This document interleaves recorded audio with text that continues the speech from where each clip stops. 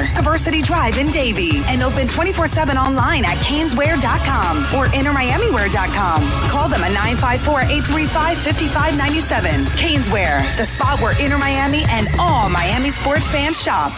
Why is it that you get locked out in the worst moments of your life? Where are my car keys? Man, I can't find my house keys. In those frustrating moments, you need a locksmith you can count on.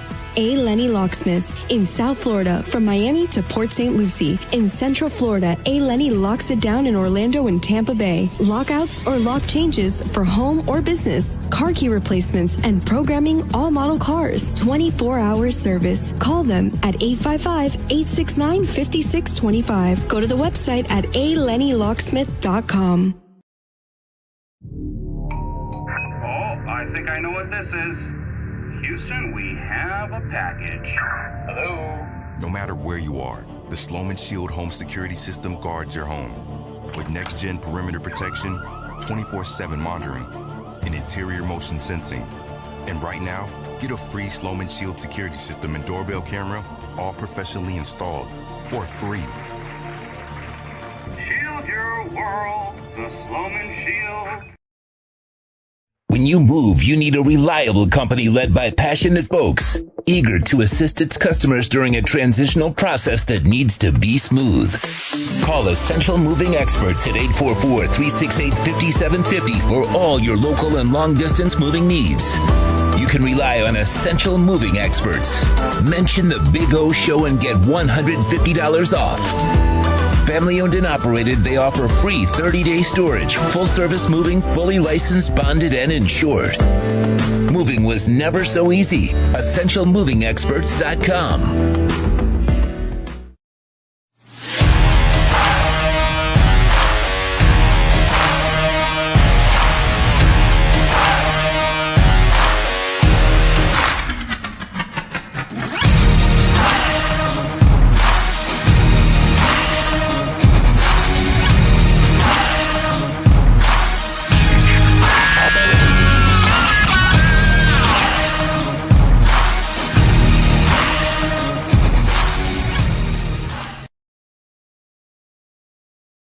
Welcome to Red Light Therapy, a revolutionary technology perfected by NASA to aid in muscle strengthening and recovery.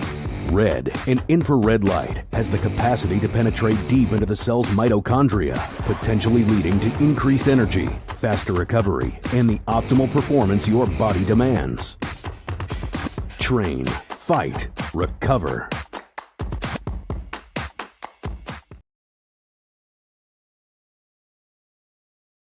The viewpoint, statements, or beliefs expressed on the following program by the host, guests, or callers are not necessarily the opinions of FantasyXS.com, Media Group Inc., ownership, management, sponsors, or website.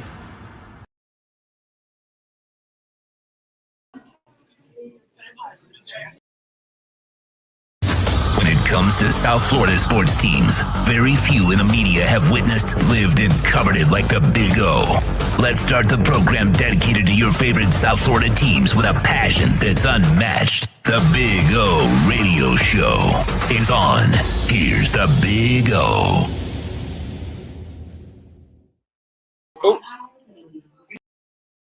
All righty. Hope all of you are doing well. Welcome aboard to the program, coming to you live from Hialeah Park. Let me put this on so I can actually hear myself. With all the craziness going on, we got the second floor poker room. Everybody's out here. We told you, Thursdays now, it's happy hour time.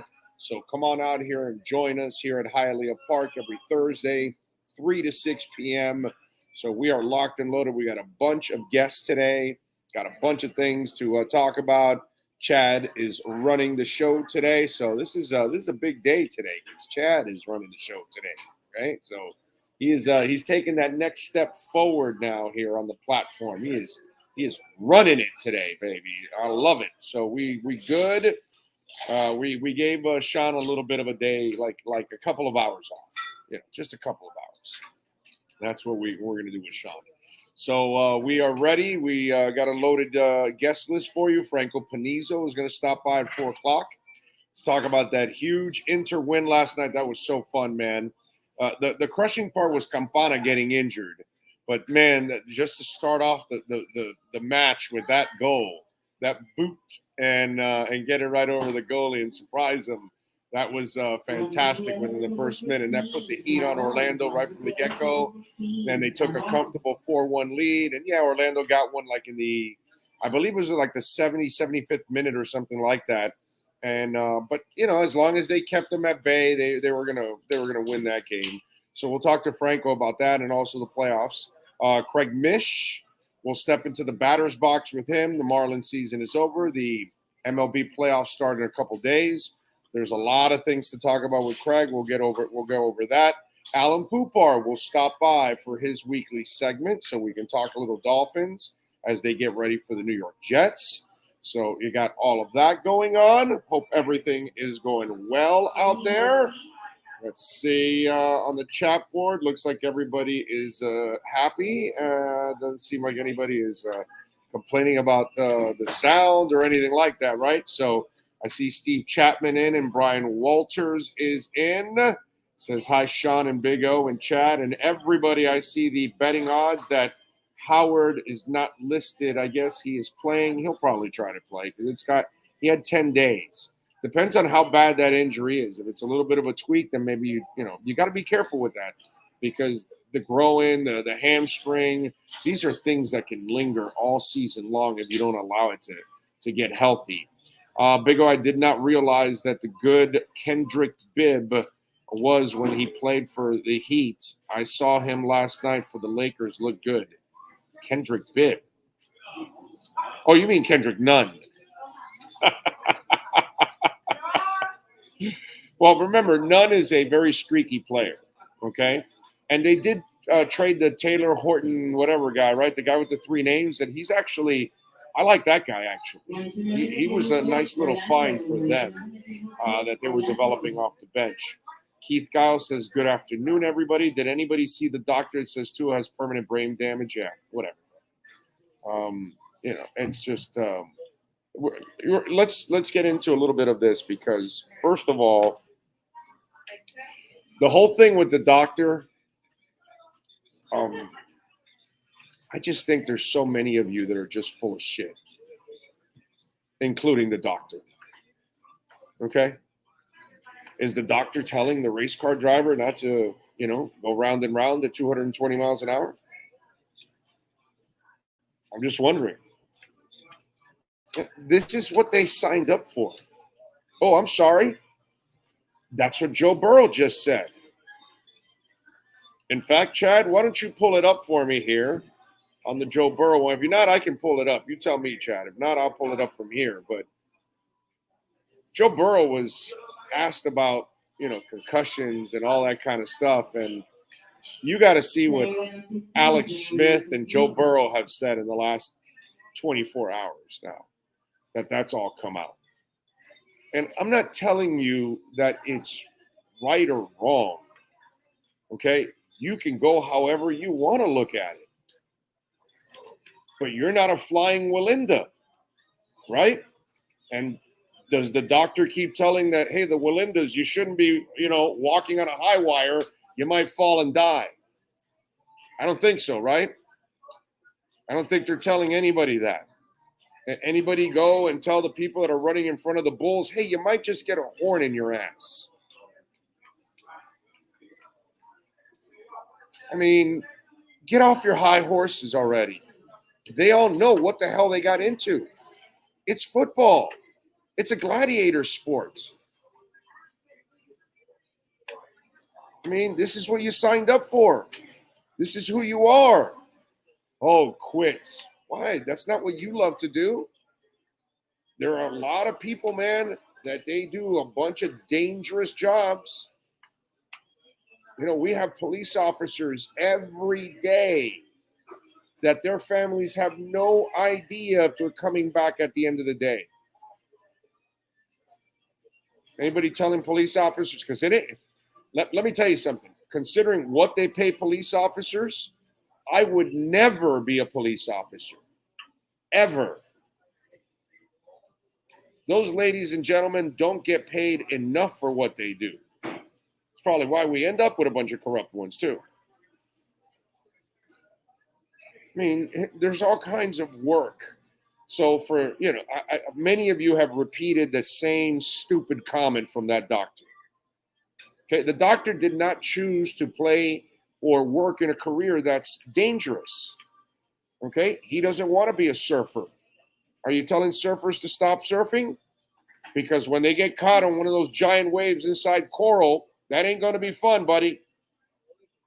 They could die, they could get paralyzed, they could break bones, they could get eaten by sharks. Anybody telling surfers not to surf? Anybody telling a surfer not to surf that 75-foot wave?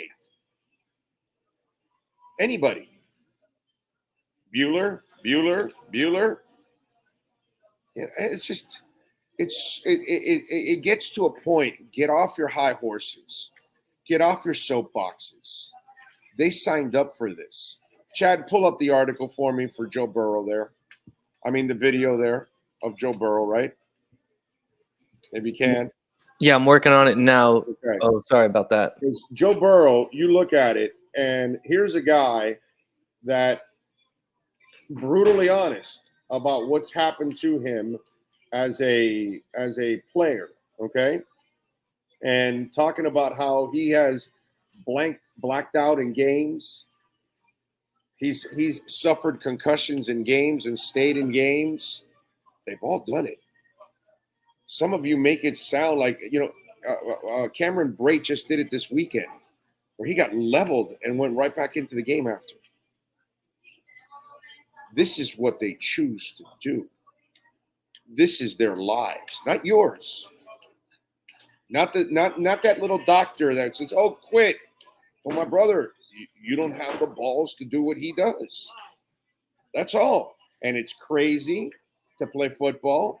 You really have a screw loose if you play football, but you better be a tough guy if you're going to play football. And you and I aren't tough enough. We're not athletic enough, and we're not good enough to play in the NFL. But I bet you that some of you would risk the injuries and all of that to make the money that they're going to make in the NFL. But I just love how some people want to control others' lives, and there are people putting their lives at risk all the time. And nobody says anything about anything else except now for Tua. Tua knows what he's getting into. There it is. Play the video, man. Fire it off. You have. Yeah, I think everybody has that plays this game. Take me to the moment. What is it like? I don't know. It's hard to say. Just Welton Rayom has more than 62 years of litigation experience handling insurance disputes. They're committed to resolving. Okay. Go ahead. From a concussion, like I've been hit and got the rest of the game before. That's happened a couple of times, but I've never had one where I have headaches for like a week and I have symptoms of concussion after the game.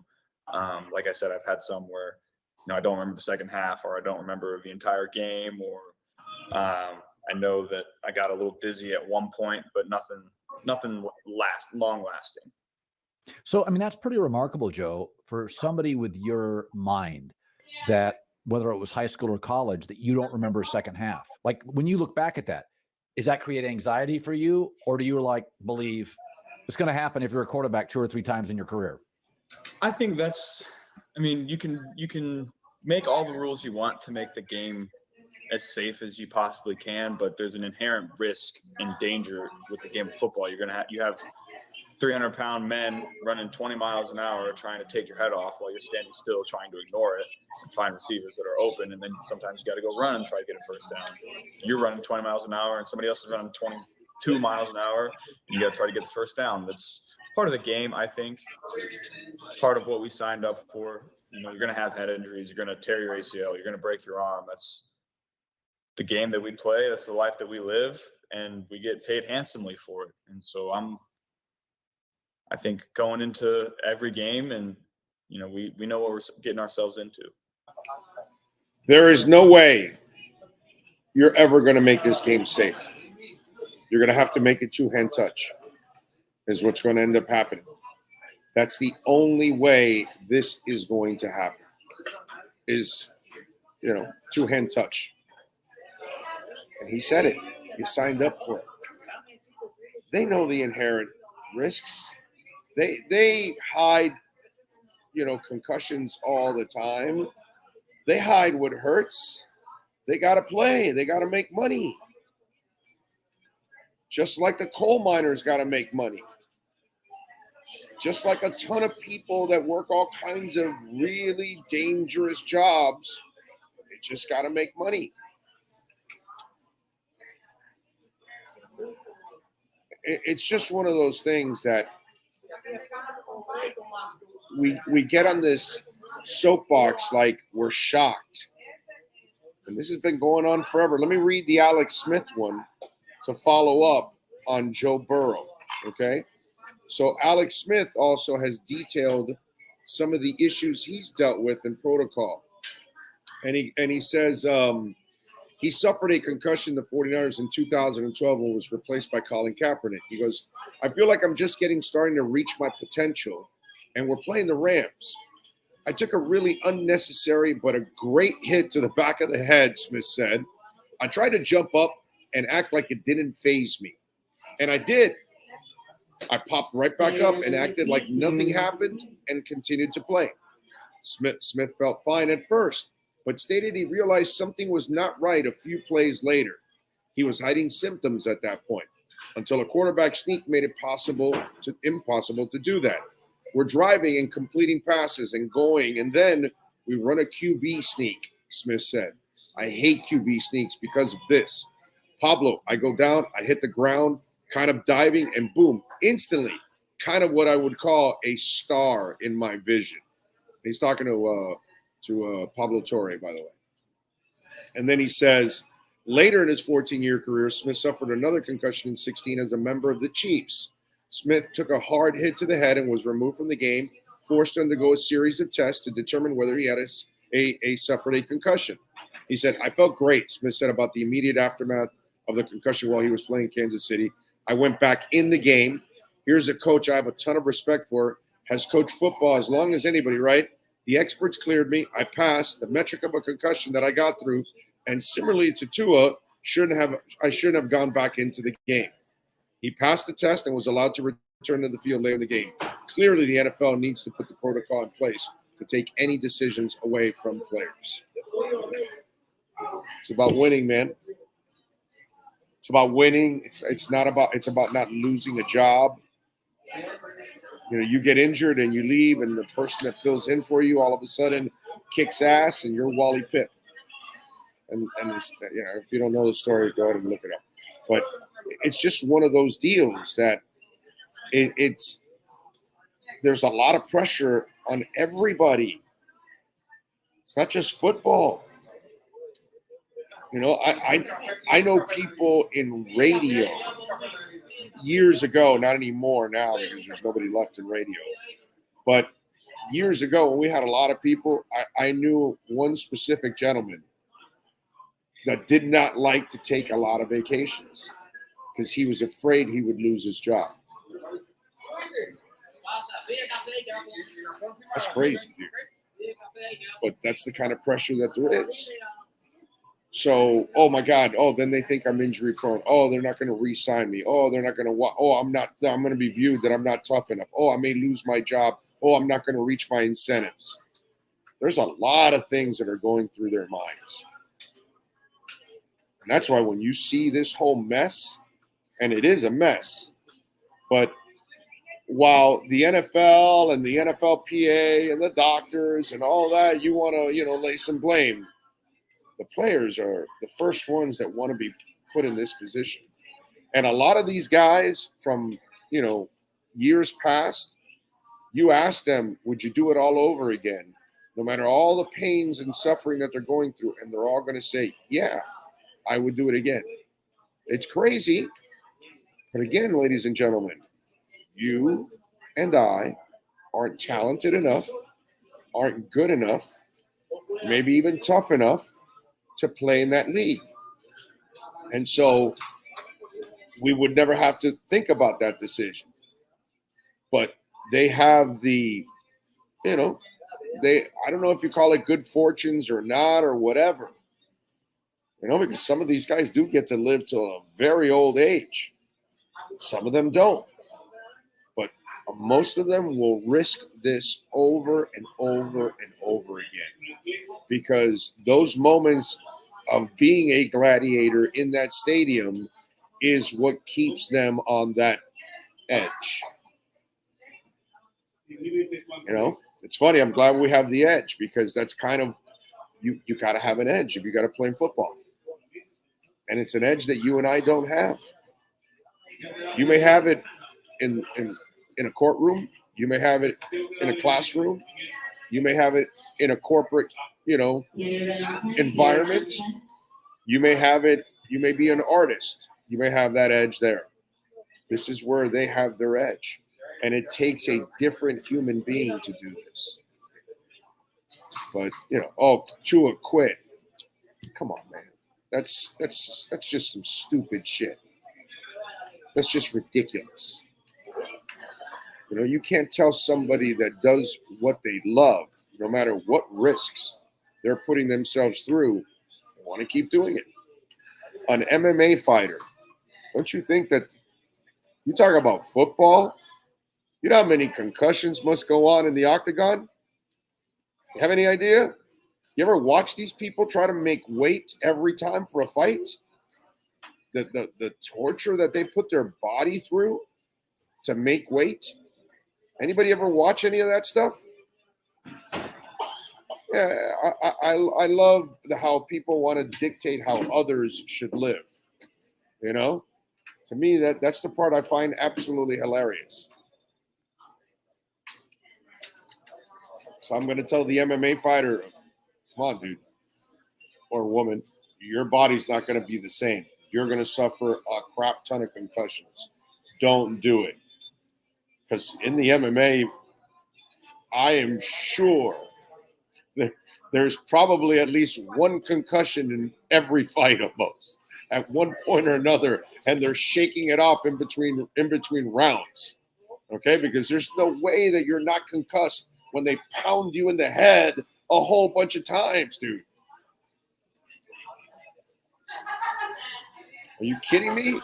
Look how your ears end up. What the hell do you think is happening to the rest of your body? Nobody's telling MMA fighters not to fight. And that is a brutal way to earn a living. Brutal. And hell, now we have bare knuckle. Okay? That's growing now, bare knuckle. Anybody telling the bare knuckle fighters not to do it? Because something tells me bare knuckle fighting is, probably not a good idea. But there they are. You can tell a wrestler not to make any money? Tell them, no, dude, why? Because it's normal to, throw yourself off the top of a 30-foot cage? Okay, I'm sorry. Not 30. They do 20, 25? Okay, I'm sorry. Yeah, no, of course. And land on another human being. No, that's of course. Yeah, nobody ever dies in a wrestling ring. No, that never happens. Nobody ever gets injured or really all screwed up in a wrestling. No, it never happens. Oh, and those wrestlers, when they retire, oh, God, they look beautiful. They're in perfect shape. Their bodies are completely intact. They don't have any kind of health ailments whatsoever. Anybody telling a wrestler not to make a living that way? And you think they don't suffer concussions too? I bet they do. So convenient. You know why? Because football's God. It's the sport that dominates all. So this is why it gets all this ridiculous attention when there are a ton of other people doing all kinds of dangerous stuff and we don't tell them to quit. So that's where I would tell that doctor, hey, brother, stay with what you do. You're a doctor. Don't tell other people what to do with their lives. It's what makes them happy. Oh, yes, Question: do you think people are still going to question Tua's toughness after coming back from a concussion? I had to ask. Dude, I've never questioned. That's the weirdest thing, because you and I know that most of us would have his hip injury. We would never go back to play a contact sport after that hip injury.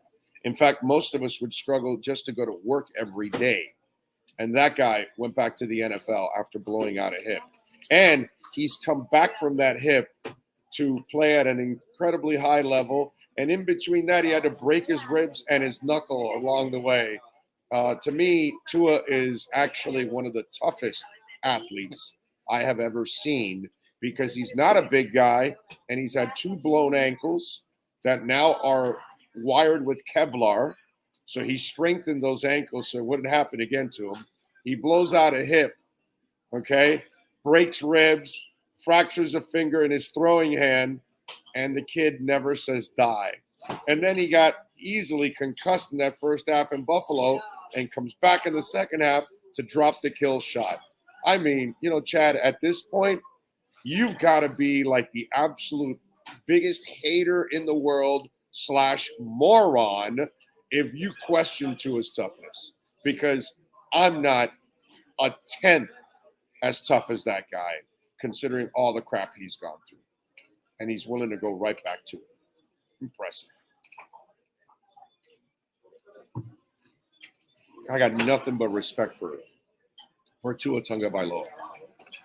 Big O, as a roofer, I have a coworker 8 feet and die, and it was eye-opening moment for me, but I'm still roofing 15 years later.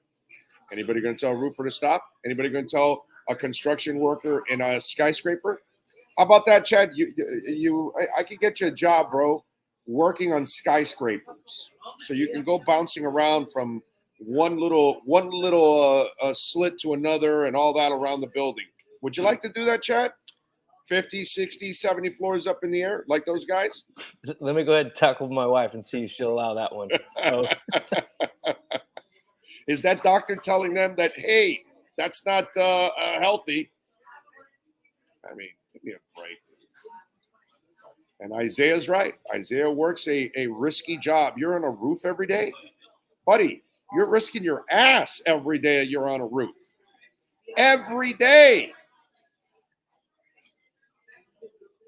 Oh, think how we absolve ourselves of watching others get hurt for our entertainment.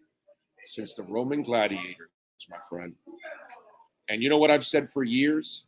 NFL players are just like Roman gladiators. The difference is we don't watch them die in the stadium like we watch the Roman gladiators. Not we, but back then. They're fighting a lion or whatever the hell it is, and they die right there in the Coliseum. The difference is they beat themselves up to a pulp, and then they go and die behind the scenes with their family members.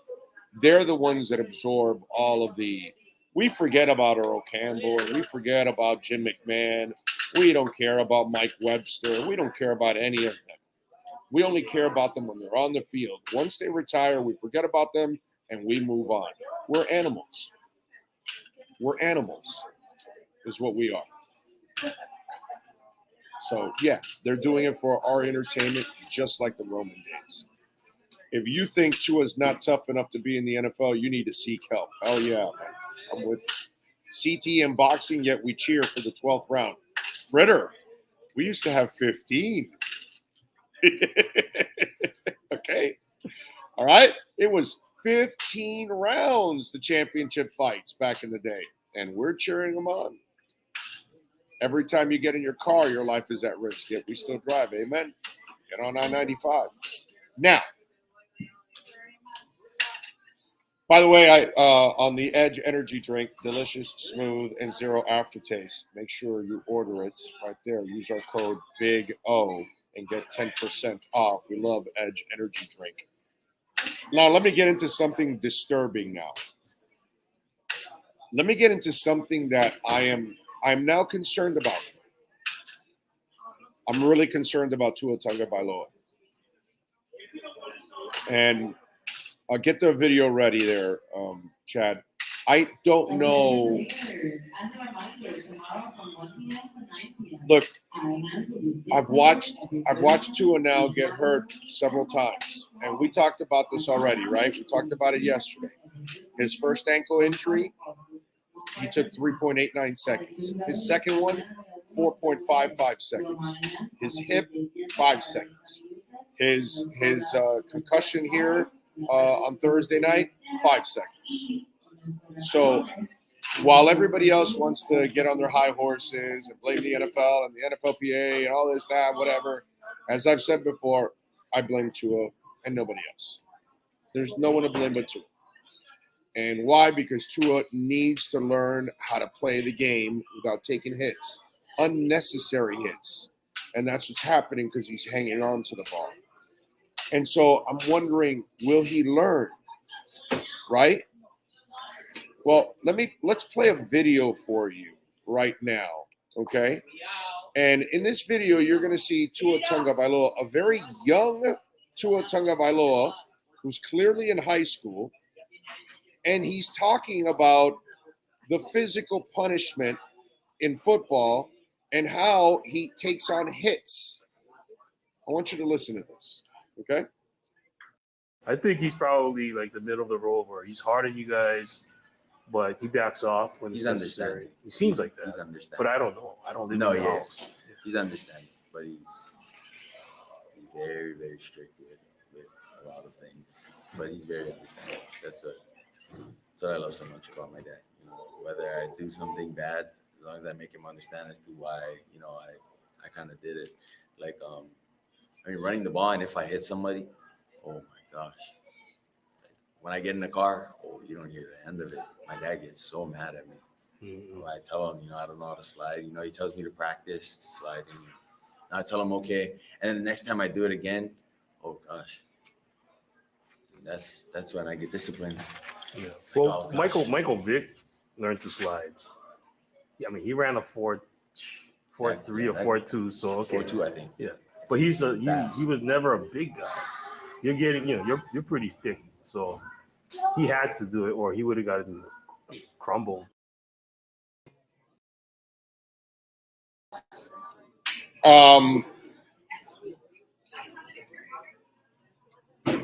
So the old man has been ripping into him since he was in high school about taking hits.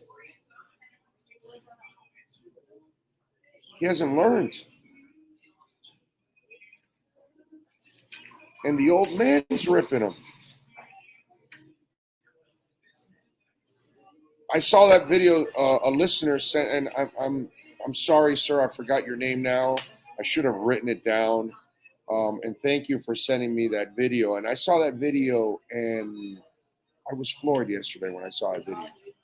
Because I'm like, okay, so then this has been a problem for him forever, and he refuses to correct it.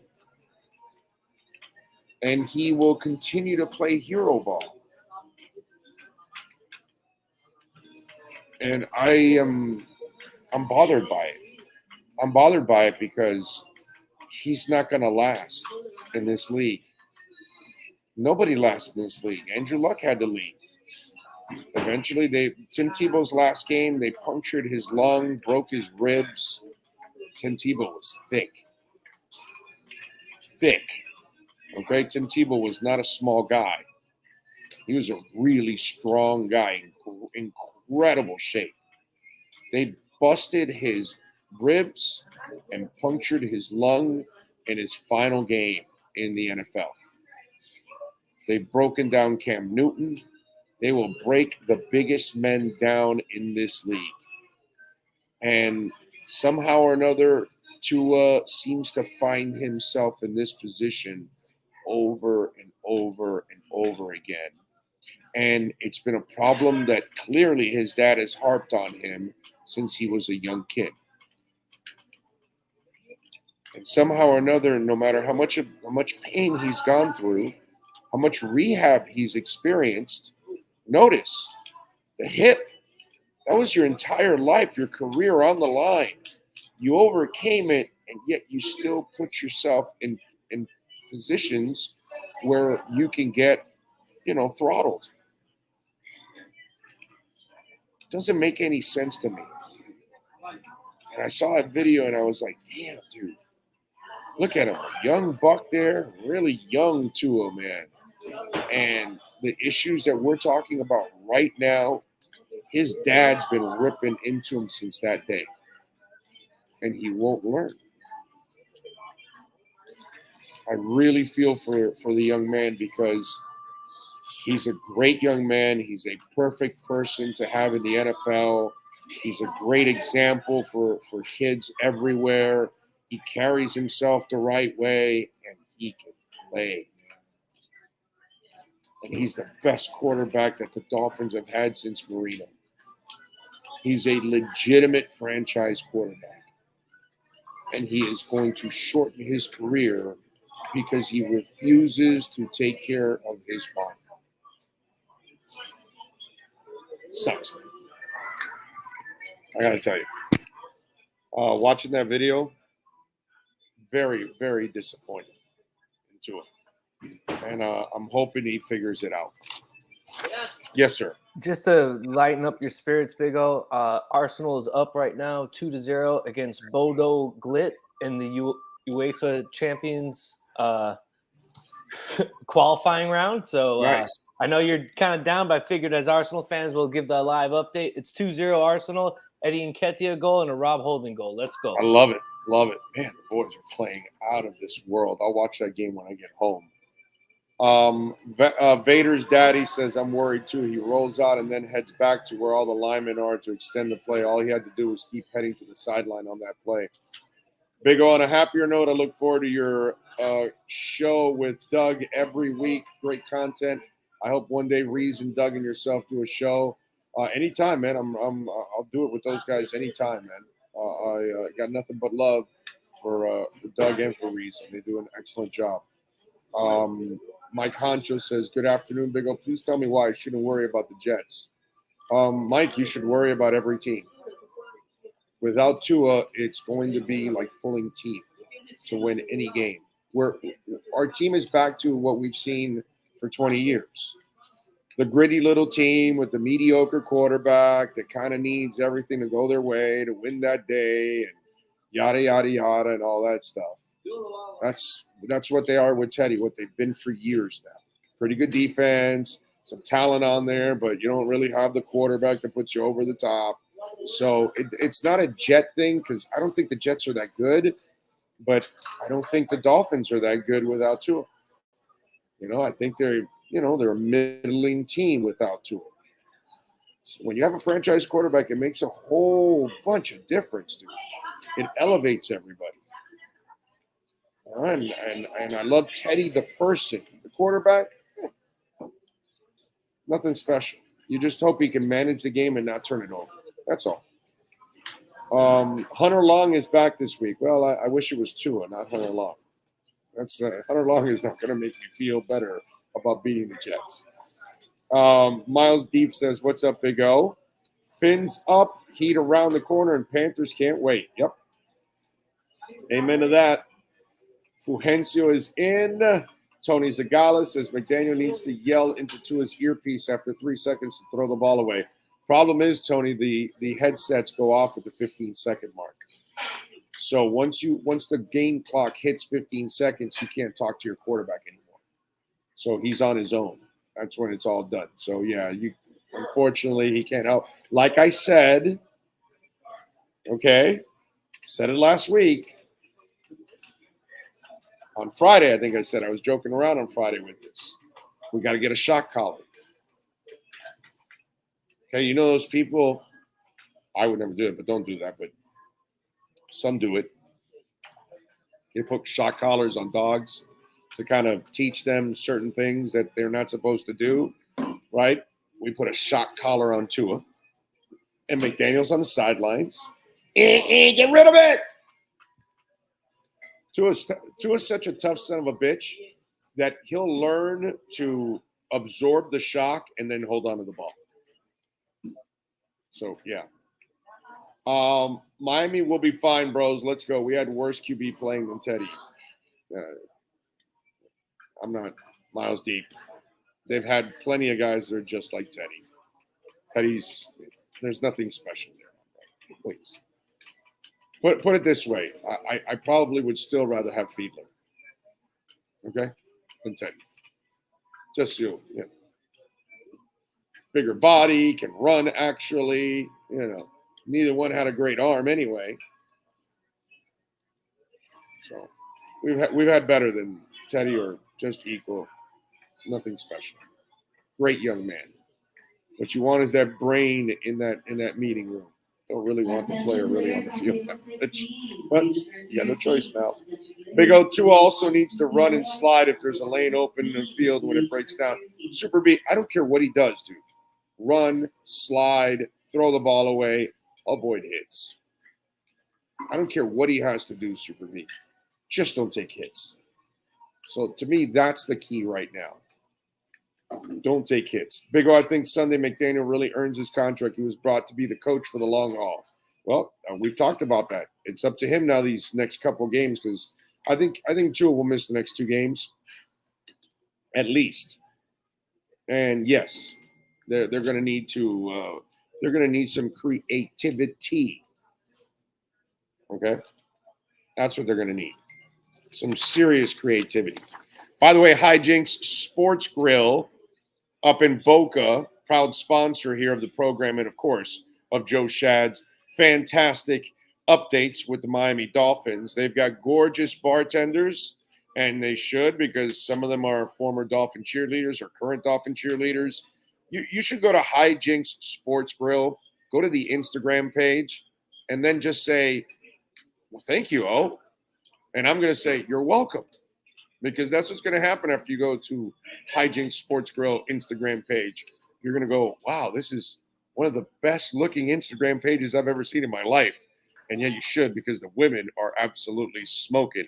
And thank you, Lo, because you did. Thank you because you did tell me to do that. So I just want to confirm that for people. Thank you for letting me know about that page. They've got award-winning wings. Joe talks about them all the time. I haven't tried them yet, but he loves them. They've got 55-inch televisions. You can drink and have bucket specials during all games. So make sure you get on down to hijinkssportsgrill.com. Check it out. Happy hour, as you can see there, 4 to 7 p.m. And you can also reserve a table ahead of time. And they'll have a sparkling glass of champagne for you when you get there. So there you go. Hijinks Sports Grill. Check it out. All right, if you want to get in on the Welt and Rayom text line, that's 855-912-1056. That's 855-912-1056. If you want to get in on the Welt and Rayom text line, you can also reach out to us on Twitter. That's at Big O Show. Byron Jones, got to be concerned about this one now, folks.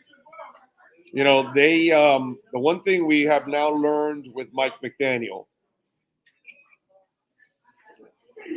and it's not anything new with any coach, but he's certainly not even going to be close to being honest about injuries. And with Byron Jones, they kept telling us that he was going to be ready for the regular season, and he's not even ready after 4 more weeks. And to me, that's disturbing as hell. And it's an Achilles injury in a corner. I'm wondering, not that they're going to tell us, I'm wondering if he suffered any kind of a setback. It's tough. But that is one, I hope X plays. Because it's just not going to be easy for any of them to overcome any quarterback without those 2 corners. Now, I know they're going to blitz the hell out of Zach and all that. I was thinking about this. Isn't this the day or the week where you sign a lot of hot older women? Because that's what I would do. I would sign a bunch of MILFs and have them rush Zach. Because I think Zach will just wait for sacks. Right? And what you can do is have a nice rotation.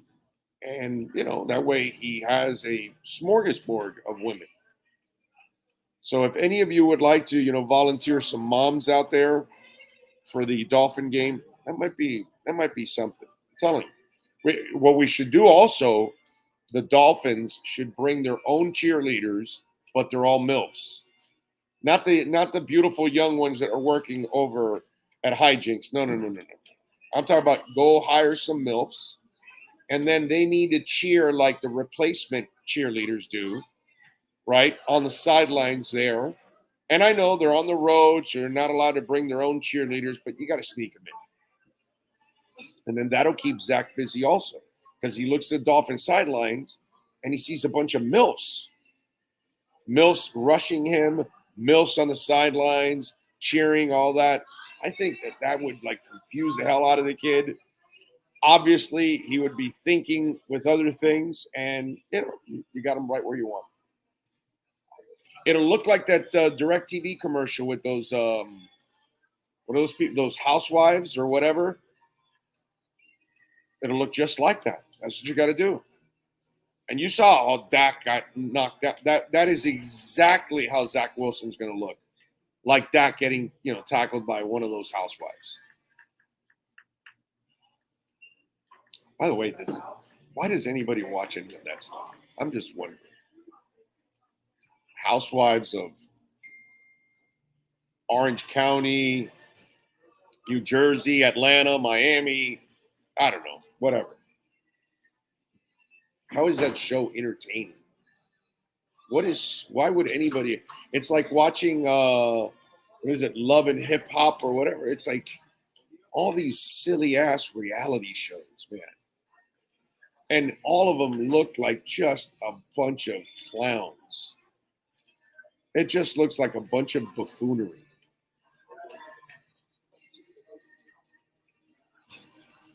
I'm not. We're a pretty sad society when we're watching, housewives and basketball wives and Love and Hip Hop and all these crappy bachelorettes. Well, I know I'm probably insulting some of you out there, but to me, that programming is just brutal. I know some of you are probably stuck because some of your wives or girlfriends are forcing you to watch that shit. Man, oh my God. MILFs, not GILFs, Chase. Okay. No, it's got to be a MILF, not a GILF. Got to go MILF. Never watched more than 30 seconds of any Housewives. I couldn't watch any of those shows. None of them, bro. Any of those reality shows. The only reality shows I like to watch are sports. Those are my reality shows. Football game, a basketball game, a hockey game, a baseball game, a soccer game. That's the reality show I like to watch. Orlando, I have faith that Tua will figure out his thought process on those kind of plays. Tua's development has shown, what is this? Kinesthetic? What is this? Kinesthetic learning? Anyway, abilities which give hope that his mind will recode his brain. Well, Fuencio, with all of that stuff and the word there that I can't pronounce, why hasn't it happened from high school till now? So you play a couple of years of high school. You play, what was it? Was it 4 years or 3 years in college? What was it? 4 or 3 or whatever. And now you're 3 more in the NFL. So you haven't learned the entire time. Why would you learn now?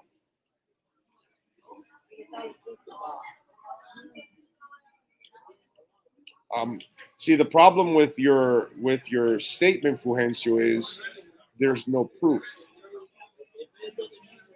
There's zero proof that he is going to adjust. So you're just guessing.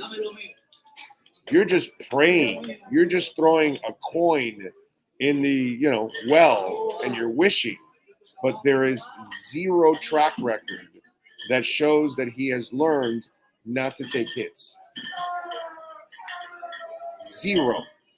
There is no indications whatsoever. So you can guess, you can hope, you can wish, but you have zero proof on that. And it's disturbing for me. Because I just think like he's not going to learn. That's my problem with all of this. There we go. Big O, you need to see the movie Idiocracy. What's in it? This week we should be concerned with our defense back play. How about Morgana the Kissing Bandit? You know, Morgana was not hot at all. Have you gone back to watch that, by the way? Like, she just had like a pair of ginormous jugs, and that's it. There was nothing else about that woman. She had no body. And I mean, the body, like she had she was like square. Her looks weren't that good. She had a terrible haircut. I know it was the haircut of those days. She looked like one of the ladies from the B-52s. But it really, Morgana the Kissing Bandit was not really an attractive woman. It was just about her running out onto the field with those, jugs that might have killed her if it hit her face. And that's it. It was one of those things. Morgana was very, very overrated. Incredibly overrated. Because in Alabama he had a powerful offensive line. However, in Miami he has Flores. I don't know what that means, Rosendo. Do you think he will change, Big O? No, I don't. I'm terrified of it now. I'm terrified that he's not going to change. I mean, dude, you didn't learn your lesson after the hip? Think about that. You would figure that that's the nail in the coffin for Tua. Like, okay, you blew out your hip, your entire career is on the line. Well, luckily, you're able to continue your career, and yet I'm going to continue to take hits, and I'm going to continue to extend plays. I'm going to continue to put myself at risk for injury or turnover. Sucks. So yeah, no, I need to see it before I believe it now at this point. That video to me was everything. Like, his dad was ripping into him since he was a kid. His dad. The guy he has an incredible relationship with. Think about that. So his dad can't reach him. You think his dad didn't rip into him after he blew out one foot? Think his dad didn't rip into him after he blew out the second foot? You think his dad didn't rip into him after he blew out his hip? Yeah, probably. Because that's what he does. He's a tough dude. And think about it. Tua has an incredible family base. An awesome family base. They love him. They support him. They're there and everything. I mean, it's a great family. And the old man can't reach him. So, yeah, I'm concerned. I'm concerned in a big-time way. Oh, do you think that could be something to do with, like, as children or kids, you want to show your parents wrong? Like maybe trying to show his dad, look, I can do this. Like, you think that could be some of that there? I don't know. I mean, let me tell you, even in the interview, the guy was like, well, no, you're a little bigger than Michael Vick. No, dude, neither one of them can take hits. They're not made to take hits. I mean, that was a stupid part of the interviewer when he was saying that. God, I mean, I hope not, Chad, because how many times are you going to lose that race and still think that you can do it? That's my problem with it. Tua's not a guy that's going to win collisions. That's not what he's made there to be. Michael Vick wasn't going to collide with you, and neither was Joe Montana. And neither is Drew Brees. They're going to stay away from you. That's what they're going to do. That's what smart quarterbacks do. They stay away from the big hit. So, yeah, it's scary, man. I'm telling you, it is scary. Let me tell you a little bit about Cutter's Edge. We love talking about Cutter's Edge. Great people at Cutter's Edge. 954-472-0622. And they do it all, folks. You name it, they do it, okay? Tree trimming removals, landscape design, outdoor lighting, irrigation design and build, synthetic turf. Can't tell you enough about that. My dogs love the synthetic turf. My wife loves the synthetic turf because the dogs now come in and out of the house and they bring no dirt. You know, I got a video out there with one of my little dogs, Ollie, and it shows him rolling around in the artificial turf. And it's, you know, it's a lot different being in the artificial turf than in the regular grass and dirt, that all of a sudden you start bringing that mud, or your dogs get all that stuff stuck to them when they're rolling around in that grass and dirt. It's just a much cleaner environment for your dog, a healthier environment for your dog. You should check it out. Artificial turf. One, listen, if you even without dogs, it looks great. It's a super clean look, and you're saving yourself a ton of money in the long run. You no longer have to cut the grass, and you no longer have to also water the grass. So that is an enormous advantage. And the way Cutter's Edge Pro does it, I mean, it's impeccable and it drains beautifully too. So I've already watched it over the last couple of weeks with some of the heavy rains, and it has drained so well, folks. So whether you're looking for artificial turf, you want to redesign your front and backyards, remember, if you have no landscaping and you really want to build more value for your home, this is a way of building a lot of value for your home by creating an environment in the front and the backyard that just changes the look of your home. Please call William and call Mike. Tell them that Big O sent you. Go to the website, cuttersedgepro.com. Check them out on Instagram, 954-472-0622. D. Wolverine, thank you, sir, for the love on the super chat. He says, Big O, now with a wife, he may actually listen. It's a different added life event, so that perhaps what he needed to get him actually to understand. That's a great point, dude. That's our last hope. That's a great call on your part. Because if he doesn't listen to the old man, and you know, I mean, we've seen to it. He loves his father. He loves his parents. He loves his family. He honors his family, bro. It's a great family. You can tell that there's a real bond there, right? But still, he won't listen to him. So you're right. Maybe the wife says, hey, you can't do this. I need you 10, 20, 30 years from now. If we're going to have children, you got to be around. You got to take care of yourself. So I think that's kind of the trick too, that maybe that helps. It's a good call. I like that. That might be the last bit of hope to save Tua from himself overall.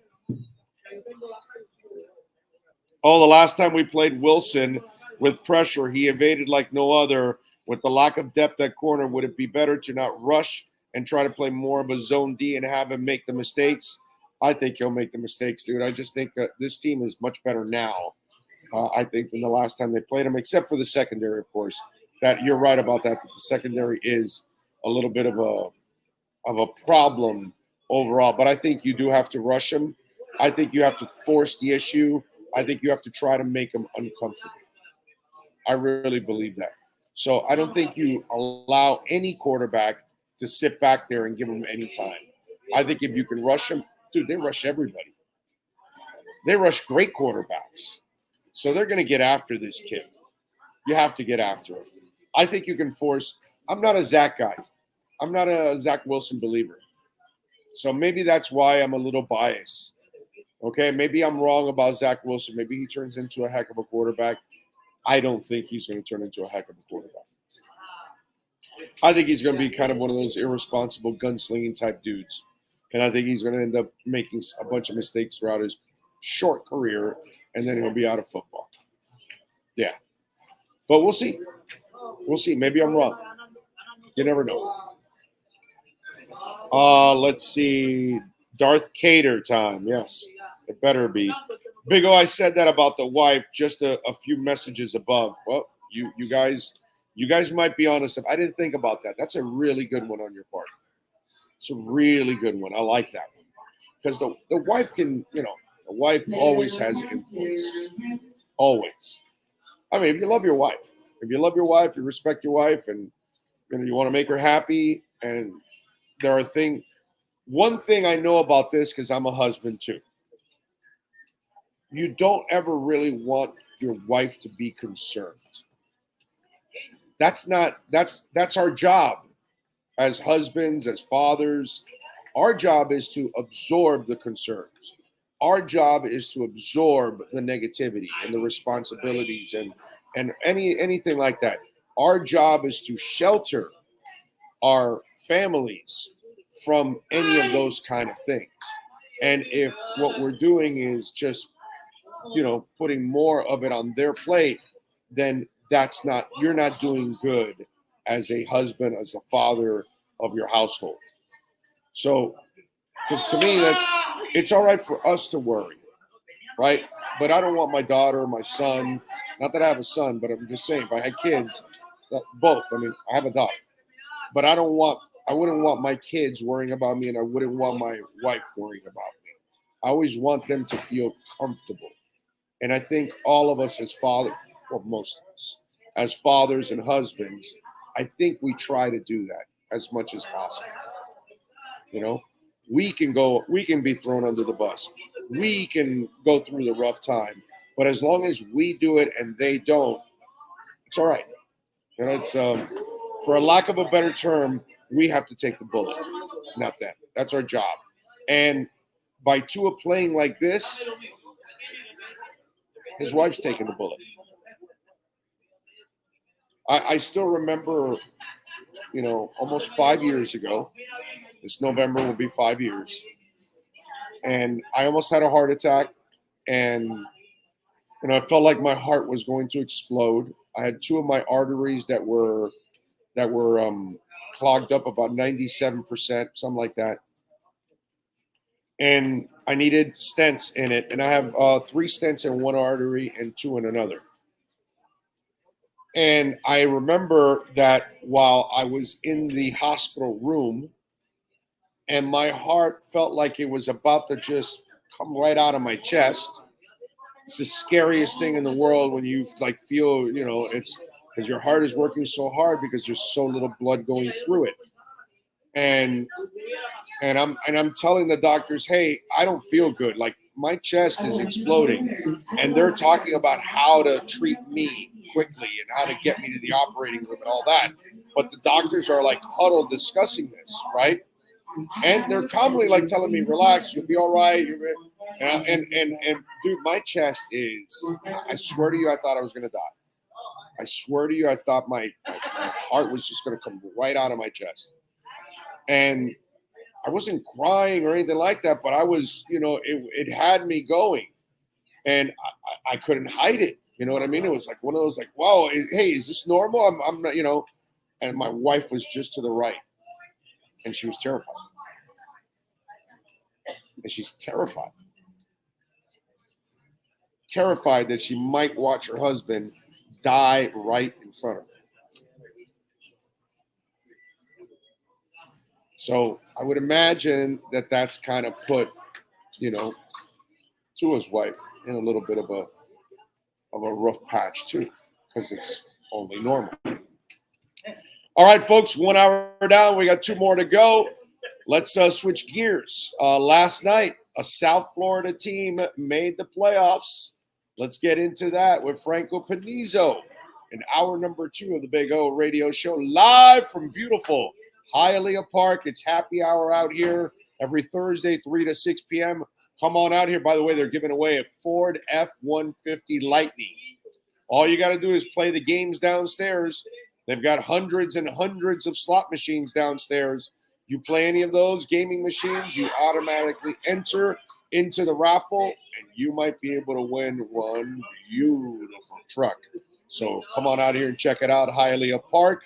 Let's take a quick break. Hour number 2, and Franco Panizo next. For over 16 years, EJDconstruction.com has provided South Florida residents quality craftsmanship, accurate project management, and exceptional service. That's why EJDconstruction.com is an A-rated member of Angie's List and the Better Business Bureau. When you're looking for the right custom home builder for additions or home remodeling, please call my friend Eric at 305-433-4843. That's 305-433-4843 for EJDconstruction.com.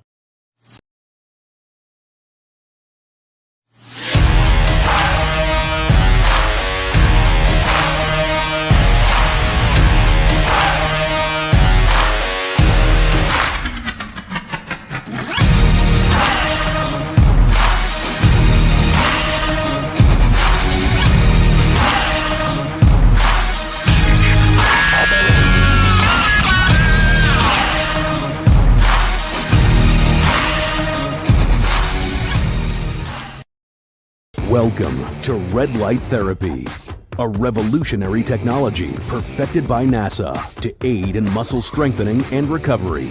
Red and infrared light has the capacity to penetrate deep into the cell's mitochondria, potentially leading to increased energy, faster recovery, and the optimal performance your body demands.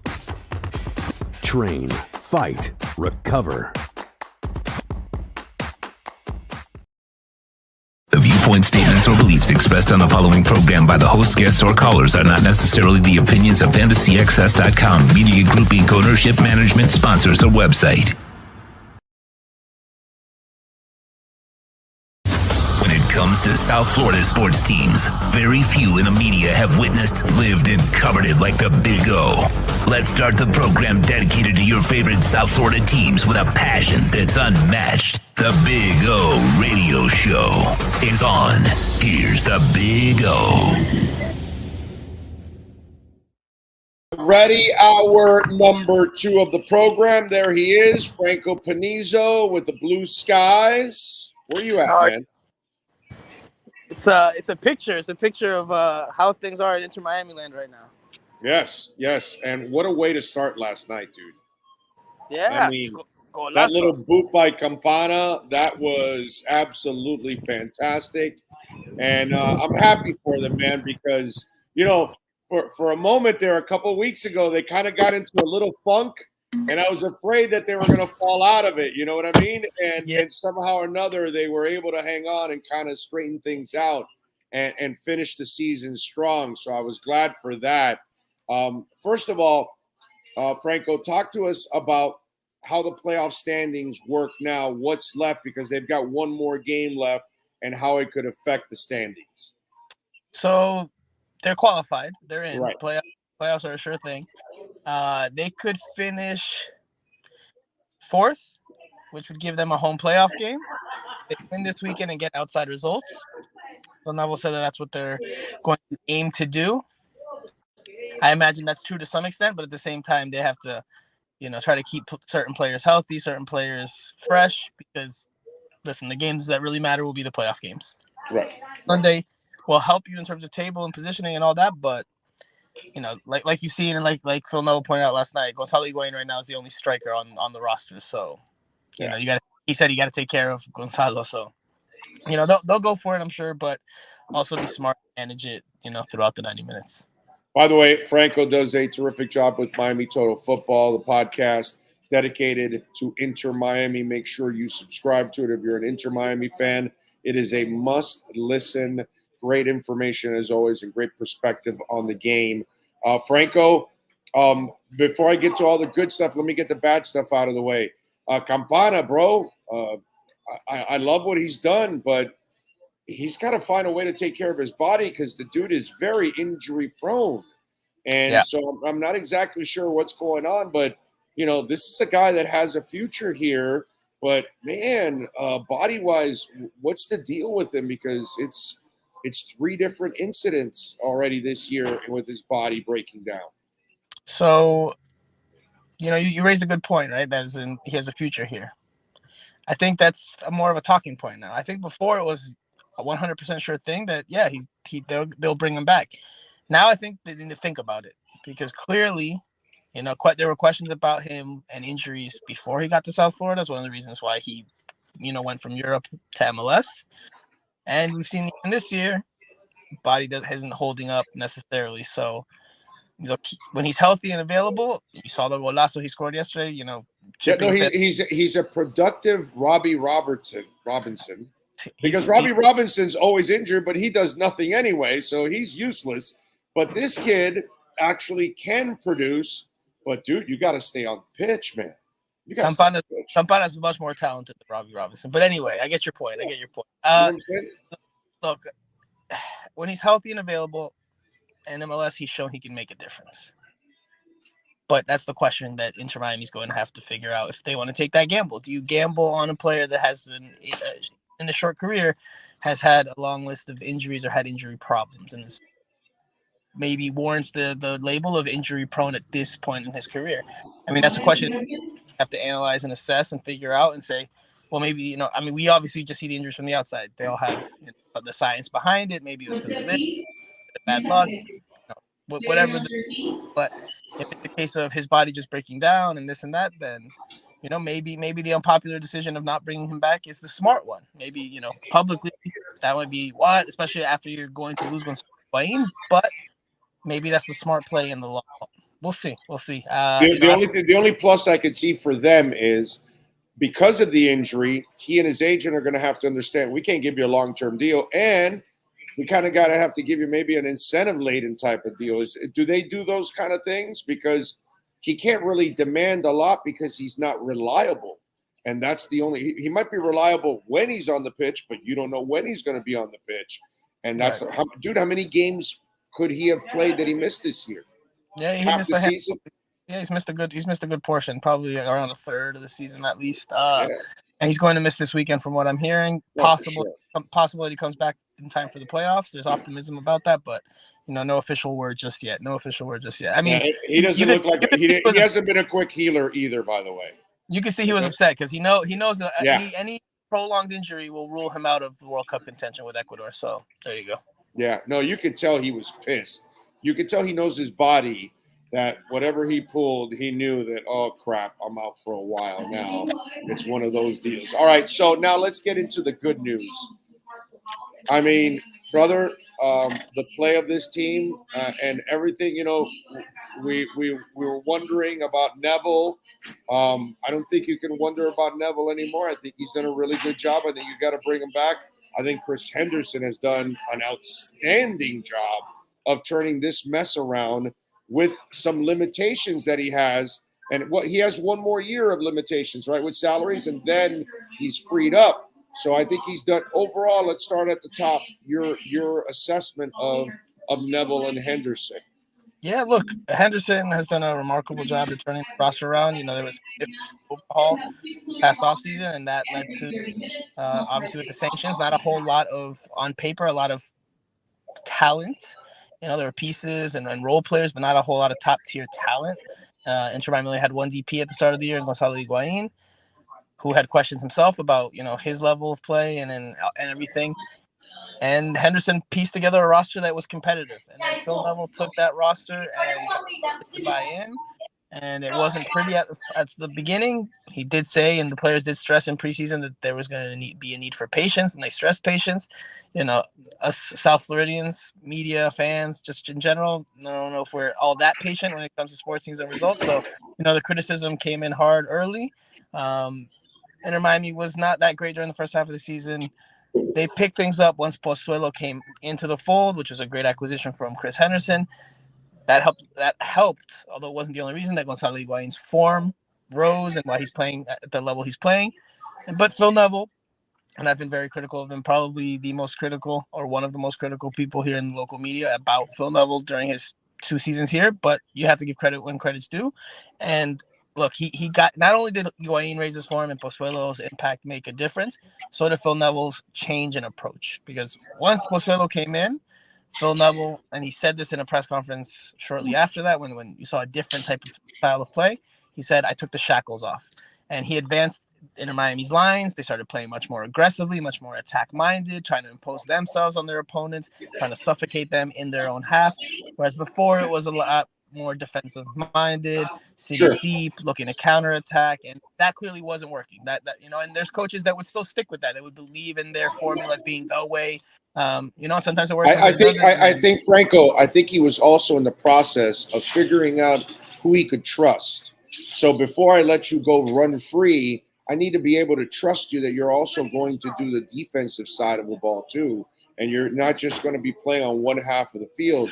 And I think that's probably why he started the way he did, to kind of build the foundation up of being more defensive early on, and then easing up the strings and opening things up. And once you got Pozuelo, it kind of changed things also on the offense. It really changed things up, overall. So overall for the team, I just saw a better team once it became attacked by. I saw a team that that could score goals and that believed in itself a bit more, and that didn't look so hesitant and unsure of itself with and without the ball. I think that did wonders for the team, and obviously we've seen the fruits of that labor, because now they're a playoff bound.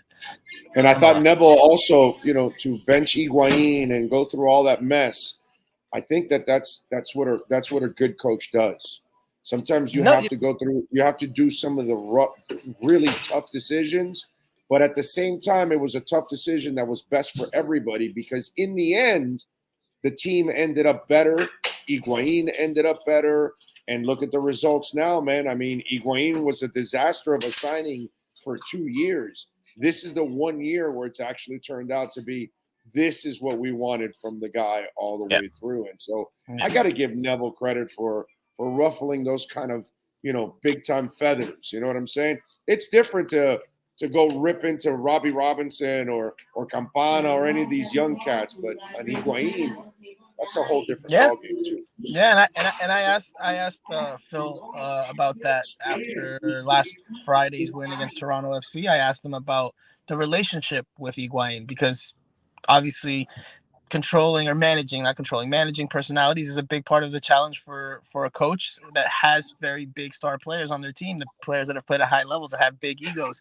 And he went into a very long-winded answer about their relationship. He said it's always been positive, even though they've had moments where they've both told each other things that haven't been the nicest, or it's like, but the way he's managed Higuain overall has been a positive, and you can see it now for how Higuain's finishing his career, and that's a testament not only to Higuain but also Phil Neville. So yes, Phil Neville deserves credit. Last year I was very critical of him, and where I thought his shortcomings were. This year he deserves the praise that he's getting, because he's done a tremendous job with a team that not many on the outside thought would be able to make it this far. I didn't. I surely did not think at preseason they would get this far. I didn't think at midseason they'd get this far.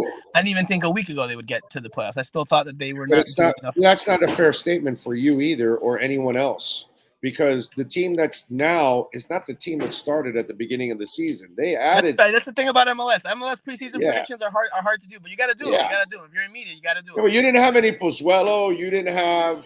I do note that caveat when I do preseason predictions at MLS. I'm like, listen, you can see one team in the first half of the season, they make one signing, one DP from abroad or wherever, and that completely changes the team. They go on a run, they make the playoffs, they can even win MLS Cup.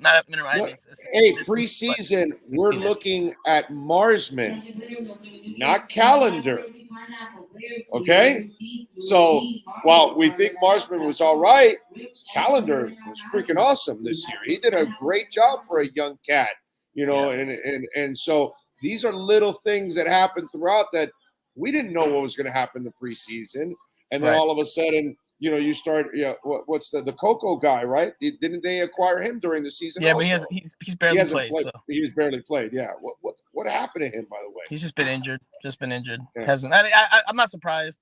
He's coming from Europe. He's coming from, an off season, and then to try to find his footing in MLS right away, it's a challenge in and of itself, because of the travel and the different climates and all this. And then on top of that, he's coming from a break, and he's training in South Florida, which is probably hotter than most places he's played in his career. So I'm not surprised that he's going through some injury issues. Next year will be the year where we can get a real idea of him, I imagine. Right. They added a couple guys, so that's why the whole preseason thing is a joke in a way, because it's just not a good assessment of what the team really is, at this point. All right, so now you look at this team going. They got Montreal left, right, on Sunday, right? That's what's left. And then after that, what do you like them in the playoffs? Do you like them to make a little noise? I was asked this question earlier today. Look, I wouldn't consider them a favorite, but I don't think they'll be an easy out for anybody. I don't think anyone will look forward to playing Inter Miami at this point. Like, this is a team that has good pieces across the field and that has difference makers in Higuain, Campana if he returns and is healthy, Pozuelo. Look, the team that just won yesterday against Orlando City, its rival, was a team that didn't have Gregory, its captain, didn't have Pozuelo, its top playmaker. It lost Campana to an injury, and they still were the dominant team. It was still was only one team on that field yesterday. Yeah, Orlando scored a late goal late on. They made it 4-1, but Inter Miami dominated that game. It was a one-sided game. There was only one team on the field, and I'd be the first one to tell you if that was not the case and they won and the scoreline was flattering. But yesterday's scoreline was as indicative, if not even maybe a little less than what we saw on the Inter Miami was that. Oh, it was an ass kicking. It was great. It's one of those that when you're on the other side of it, it's really boring to watch the rest of the game because they're kicking your ass. But when you're kicking their ass, boy, it's fun to just watch them just completely dominate. By the way, Lassiter. It's playing well. What a pass to Higuain, and then the goal score after that later on. I thought that was really, really – and Higuain was expecting another pass, and Lassiter said, no, I'm firing that one, baby. And he got, that's fantastic to watch that kid play. And let me tell you, Bryce Dukes, he's like a little pit bull, bro. He is just a tough little dude. But yesterday, that was fun watching Lassiter do his thing. That was good. Yeah, he's definitely been the most productive winger this season, and his numbers aren't great, so that says something about the production Inter Miami's wingers have had this year. Definitely think that's a position where they'll look to improve this offseason. But Lassiter has definitely been the most productive and the most lethal for sure. Are you any of that Messi crap you believe in, or what? Or is it going to happen? Because somebody tells me they think in the middle of the summer next year is when it's going to happen. So I would say that I think Inter Miami, I've said this for at least a year now, I think Inter Miami and MLS make a very serious push to try to bring him here. Whether that's enough to make him accept or not, or have him accept, I couldn't tell you. But I think that they'll make a very serious push to try to make it happen. I mean, it would be tremendous for...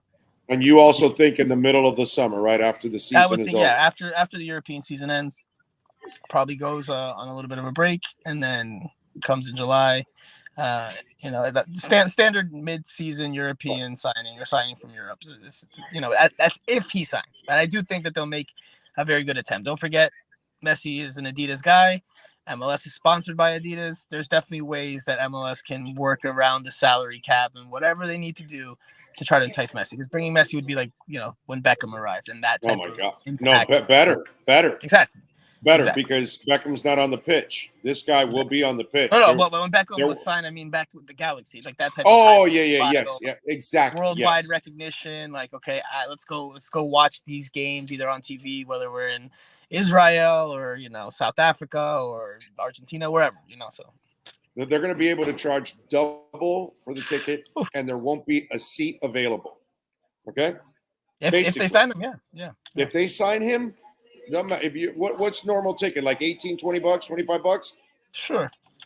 Easily $40. Yes, easily, and the place will be packed every single game. There will not be a seat whatsoever if you bring that guy here. There's no doubt in my mind, because everybody wants to go see a legend at least one time. Absolutely. You know what I'm saying? So yeah, it'll be fun. All right, so you're expecting them to win the MLS Cup, is what you said. Okay, I like it. I didn't say that. No, you didn't say that? Oh, okay. All right. So what's going on in Miami Total Football so they can check you out? Yeah, I mean, just still covering the team on a daily, weekly basis, doing the pod, after every game. So we'll have another one, hopefully before Sunday's match, trying to figure out the timing. But, just the usual, analyzing the games, bringing you all the latest news updates, opinions, general punditry, and inside information that you can't get most other places or probably almost anywhere, because I think we're as plugged in as anyone that covers the team. I've already looked into the Campana thing, and I said since the beginning of the year I thought Higuain was retiring, and then throughout murmurs throughout the year, it's becoming more obvious. So just tune into Miami Total Football Radio if you're an Inter Miami fan. If you haven't given us a listen yet, provide you as much things to chew on and dissect as as any radio talk show. Obviously, we just focus on Inter Miami, so it's only like once or twice a week. But yeah, we try to do as comprehensive and thorough a job as possible. We give just things to talk about. We raise questions like you mentioned Higuain's first 2 years, and now this season I raised the question on the pod earlier this week. Yes, okay, he's retiring, and yes, he's finishing on a great note. But can you consider his overall tenure with Inter Miami a success? Well, you know what? I would call it a success. They had to make the playoffs. I said they had to make the playoffs this year for it to be considered a success, and they did it. So you can now look at Higuain's tenure and say it was a success here. Not a wild, great success, but it was a positive. Well, let's be honest now. The teams from the prior 2 years weren't very good. There wasn't really any chemistry on the pitch at all. This is the first time that we have watched long-term chemistry. I'm not talking about a game or two or a half or whatever. That happens to any football team any year, that you'll have a lucky week or two that things go your way. We have seen more chemistry on this team this year than we had ever seen. Higuain never fit in with the guys. And now you brought in Pozuelo. And I got to tell you, Michelle and I were talking about this the other day. That little Argentine clique that they had, that was a cancer for this team. Let me tell you, okay? That was a freaking cancer for this team, that little clique that they had. It was too much, and it was almost like they were playing a club. I'm talking about club like in college, and playing club, soccer and having fun and having drinks and let's go to the sorority and have fun. That's what it kind of reminded me of. And I think Neville's kind of made it back to get it to business, and Chris Henderson's kind of leveled it off. So I don't necessarily blame Higuain for everything the first 2 years. Yeah, it's his fault he didn't come into shape. Yeah, it's his fault that he thought he could smoke cigarettes and drink beer and score goals here. I get all of that. But everything around him was dysfunctional, which allowed him to be dysfunctional. I think these guys have kind of straightened it out now. And now look at him with Pozuelo and everything else has made his game better. So I can't lay it all on him. I got to say he did his part and the team did their part so they can be successful this year. So I would call it a success because, dude, at one point or another, you got to start proving that as an owner, for Moss, he's got to start proving that he can get this thing done. So this is also very important for Chris Henderson and for Moss to make it to the playoffs this year. You got it? Absolutely. And you saw Moss celebrating with the team and the front of the meal. See how much it means to them. Again, that's the Moss brothers. We got to respect David Beckham, the organization, players, everybody involved, because not many people had him getting this far. They've done what ultimate. So much deserved recognition. A lot of work done. It's not over yet. They've got still plenty of stuff to look, but a job well done so far. All right, Franco Panizo. Follow him on Twitter at Franco Panizo, and make sure you sign up to Miami Total Football. Subscribe to that on all platforms. Franco, as always, thank you, my brother. Enjoy the football on Sunday. We'll talk soon during the class. We will. There you go, Franco Panizo. Thank you, sir. Appreciate you. And looking forward to a little football. Yes, sir. I like it. We are out here at Hialeah Park. And by the way, Edge Energy Drink, proud sponsor of our program, myedgedrink.com.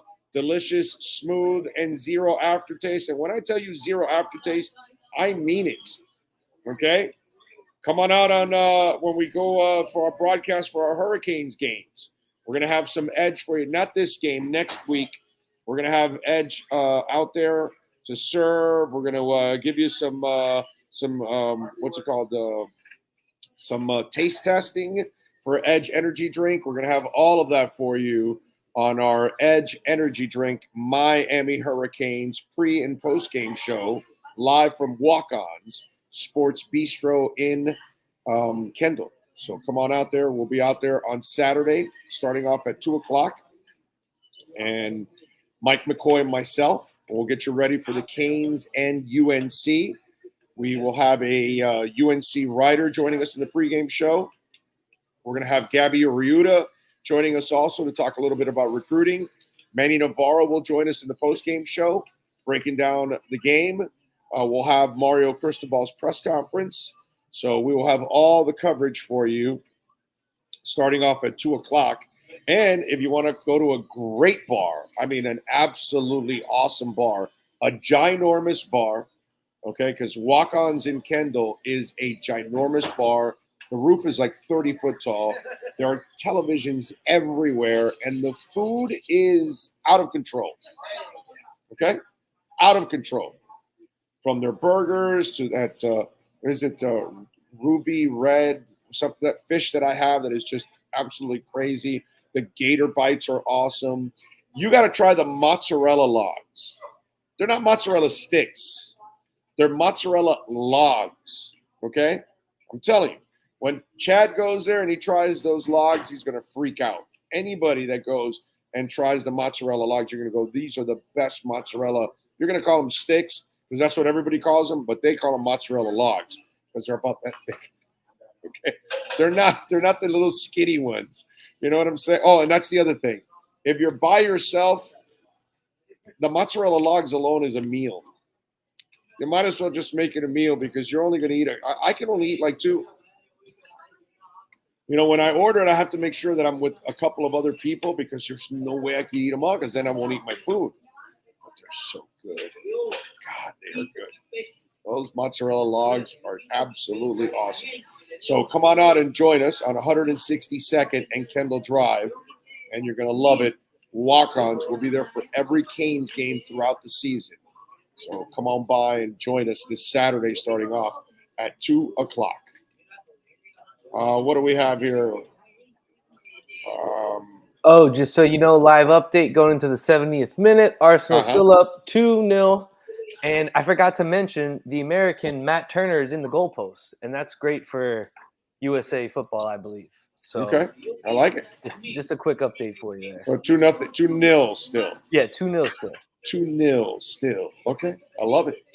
I love it. I love it. Sloman's Home Shield, baby. Make sure you call them if you want a free doorbell camera.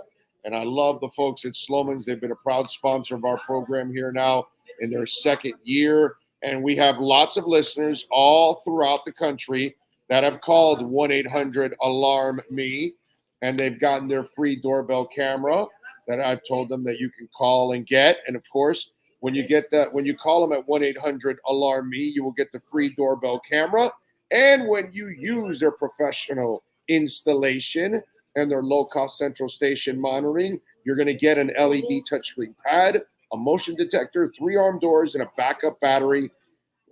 Listen, all you got to do is be one of the first 40 Big O listeners, and you will get a free doorbell camera. 1-800-ALARM-ME. That's 1-800-ALARM-ME. And there is nothing like being able to go to your phone and watch everything going on in your home. You can even put a camera inside. I have a camera inside my house, too, for my dogs. So I have cameras outside, I have a camera at the front door, and I have a camera inside. You know, it's just one of those things that we do nowadays to kind of keep up with everything going on. And you always want to know. And the sensors pick up everything that's approaching your home. So if somebody's delivering, and what I love also is that you can control everything with your phone. So if you know your hands are going to be full walking into the door, do you really want to open the key and then also hit the keypad and all that? Forget that, dude. You go to the phone and you turn it off as you're pulling into your house. So the alarm is off. So now you're walking in with your hands full. You don't have to worry about also turning off the alarm and it's sounding. And then you're like balancing stuff and dropping things. Forget that, man. Okay. Somebody's delivering food or a package. They come right up to the door. You know, maybe you're headed home and they're getting there a little before. You can tell them, hey, please leave it right there. I'll be there in a minute. Thank you. And you're already talking with the person. You're in control. It's a beautiful thing. 1-800-ALARM-ME. That's 1-800-ALARM-ME. All right, let's talk a little baseball because baseball has been very, very good to me. It's also been very good to Craig Mish. Not to the Marlins fans, but to Craig Mish for sure. Let's bring him aboard as Craig Mish is ready to talk a little baseball. Where are we at? Time to step in the batter's box with one of the best insiders covering Major League Baseball and the Miami Marlins, Craig Mish. The Batter's Box is brought to you by Welton Rayom Attorneys at Law. Personal injury, bankruptcy, or criminal defense? Call for a free consultation. 954-966-4646 or go online at WRFLAlaw.com. Here's insider Craig Mish.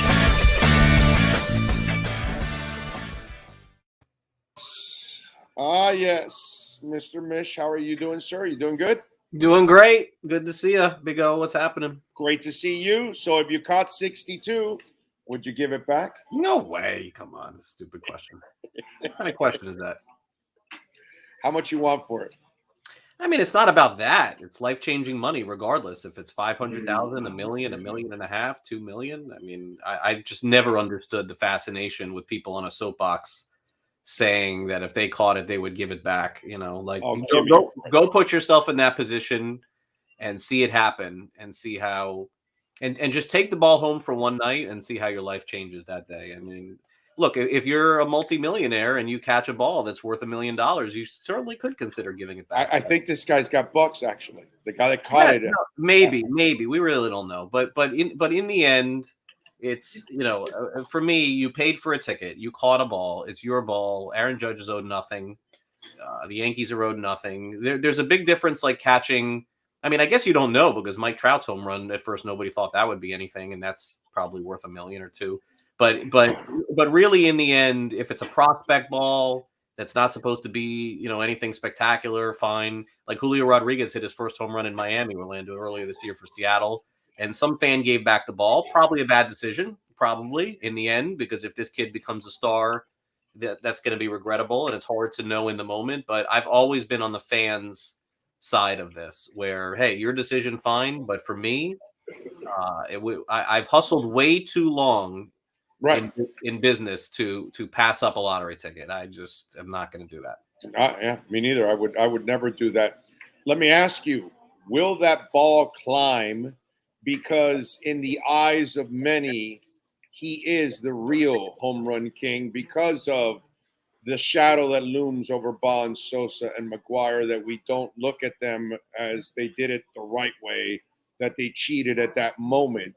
And, you know, we don't even know if Judge is clean or not either, but, you know, the perception is that he's clean. I mean, Judge is such a likable dude. It just seems like, damn, he carries himself so well, dude. He's you know. And by the way, the coolest thing for the Yankees, the top 3 home run kings in the history of the American League are all 3 Yankees. That's pretty freaking cool, by the way. Who am I missing? It's Ruth, Maris, Ruth, and Maris is not a Yankee. Did I Maris, Ruth, and Judge. I gotcha. Okay, okay. I mean, look, I don't think.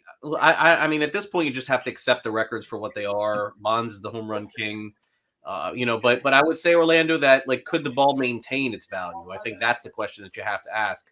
And if he still is on the Yankees and he ends up in the Hall of Fame and he ends up hitting 500 or 600 home runs and he has the home run record, yeah, I mean, I think it can maintain. But as far as, like, going up or anything like that, nah, like, I don't think so. I think, you know, I guess there was an offer of $2 million. That seemed really high for me. It seemed high personally. But no auction house can offer that unless they could sell it for 20% more.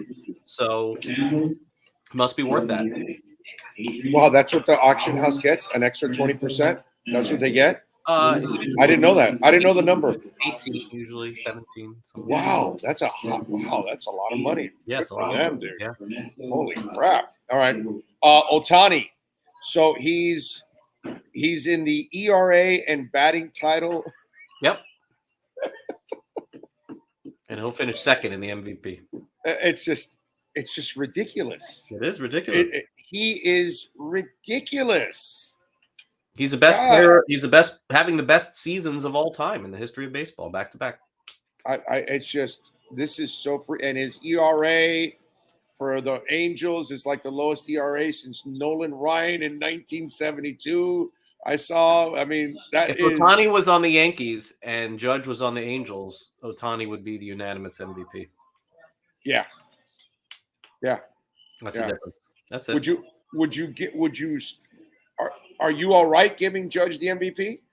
There's no choice in the matter, but I would vote for Ohtani if I had a vote. Okay, right, yeah, right, exactly. That because I would vote for Ohtani. Are you kidding me? To me, it's not even a close vote I say between. the same thing on all the shows that I've been on and talk about this. And you grew up in the 80s like I did. Imagine in the 80s, Orlando, I'm like, all right, here's what's going to happen. 30 years from now, you and I are going to be doing a show. There's going to be a player. He's the best hitter in baseball and the best pitcher or close. No shot. You're an You'd be idiot. like, that guy is the You're a moron. MVP every year if he's playing. Yes. No, and I'm calling you a moron 30 years ago. Yeah, you're like, there's no chance. Get out of here, bro. You're crazy. No I chance. just saw this stat. He faced more innings than any player in the history of the game because of the batting and the pitching. It's like 5,000 innings or something stupid.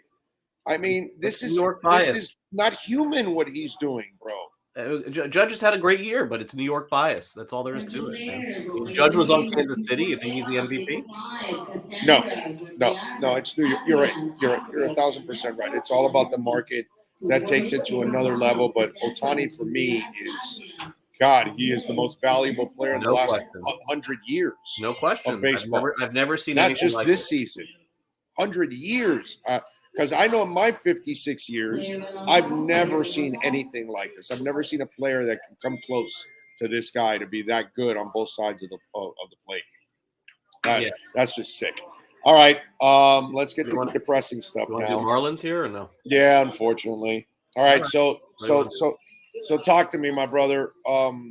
Is this just like Groundhog Day? Is that what we're going through now? Another off season of new manager, sell me any kind of hope. What are we looking for? Yeah, I mean, I think they'll make moves, but I don't think they'll be significant in nature. I think they're pretty bent about those signings that they had in the offseason with Soler and Garcia. And I don't know that they're going to go back out on the market and spend again. It would be great if they could somehow convince someone to take Garcia, and then I really do think they'd reinvest that $50 million. That would be fantastic. That would require them giving up a prospect just to take them off their hands. That's not something they really want to do. But if I was them, I would seriously explore that, and then they could go back on the market and get some viable players here. But beyond that, it's going to be trades. I think they're going to be trading for players. I think they're going to be trading for low, not high salary players. Maybe guys who have a high salary that are on the end of their contracts or something along those lines, and like 1 year deal. I don't see any long term deals. Do you expect what kind of manager are they? Are they going to get just like a young guy that hasn't had an opportunity? Is that what we're expecting? I think they're going to interview like 10 people, it sounds like, and all walks of life. Managers who have managed before, ones who haven't, ones who have been coaches. I did a column in the Herald and I listed 6 coaches. I probably would guess 5 of those get interviewed or 4 of those get interviewed, and then some others. I'm starting to hear some other names now, but no one's been interviewed yet, and so it's sort of a waste of time for me to like say, hey, I heard this, Orlando, and then the guy doesn't even get interviewed. But I assure you, every interview that happens that I know, I'll report. Okay. Players, where do some of these players stand? Are there any issues behind the scenes? Are there any players that are not happy about Every player is not happy. Really? Yeah, it was a miserable clubhouse season. Absolutely miserable. It was probably one of I can't be 100% sure, but because the Marlins have been around since '93 and I wasn't in all the clubhouses, but in terms of clubhouse harmony, since 1993, at the very least in the bottom 5, and maybe number 1 overall. The players did not get along. There was a lot of discontent over the course of the season, and there are a lot of people who feel that contributed to some of this year. Now, did it contribute more than 5% or 10%? That's silly. I mean, this is just guys not getting along. You're not going to say that that's going to, contribute to more than 4 or 5 wins and losses. That's not possible. But especially in a very individual sport too. There was no harmony this year. It was a very difficult year, and I reported that earlier in the year. They had a clubhouse meeting. Some guys that I talked about didn't like that I reported that. It's just the nature of the game, and we'll see. We'll see what happens in the offseason. They absolutely have to clean that up. They have to find a manager that can connect everyone. And Donnie, I think, did his best, but I don't think there was anything he could do. So what needs to be cleaned out, because I don't think you just create harmony by keeping everybody together. Something must have been an issue. Well, I mean, there was a meeting earlier in the year where they, sort of were like a couple of veterans were going in on Jazz for different things, and some of the younger players, and then other players came in the defense of Jazz. Listen, some people felt the meeting was warranted, other people feel that it didn't. But at that point, the clubhouse was like divided from that point forward, for the rest of the season. So, I mean, it's not a matter of that. I just think it's a matter of at this point, they're going to have to figure out what works and what doesn't work for them in terms of leadership in that clubhouse. I don't know the answer to that, but the new manager will figure that out. Kim Ng was there. Kim Ng was in that meeting, that clubhouse meeting that they had. That was, all that controversy. I saw her walk out of that meeting. I was right there. So she knows. She'll make the decision on whether this is right or not. I wasn't there, but I can only tell you the thoughts of a lot of people during the season, and it caused a lot of discontent for me over the course of the year because I caught a lot of heat from it. But it's part of the game. It's part of reporting, and I did what I had to do. The Welton Realm Batters Box with Craig Mish. We do it every week here on the program. Don't forget, you can call if you're looking for a law office to protect your rights. 954-966-4646. Call Welt and Realm and tell them that Big O sent you. Promise you, they will take care of you. They took care of us. They brought the Progressive Insurance Company to its freaking knees. So I'm just telling you, we were able to rock the hell out of Progressive, thanks to them. So just in case, if you got these big ass insurance companies trying to bring you down, all the folks at Welton Realm, they're in Hollywood and they serve all of South Florida and in the Keys. By the way, they also have an office in the Keys. So if you're actually watching out there in the Keys, one more thing before I let you go. Sure. Bruce Sherman. What about where him? does he stand? What's the plan? But I mean, this is not a guy that can sit back and complain because he hasn't produced as an owner, but he's got to be also frustrated with the results. And I always hear from these owners that they're not happy with the results from the fans or the attendance and those kind of things. But in the end, if you don't do your part in this town, you're not ever gonna get support. And so, what is the plan for Bruce Sherman? Are you just gonna waddle around and be a low payroll team and collect taxes? Is that the plan, that you're still making a little bit of money and that's about it? No, I think he wants to win. I think he very much wants to win. I mean, we can debate the finances of Major League Baseball teams. The Marlins still have an unresolved attendance issue. They don't, no one goes to the games.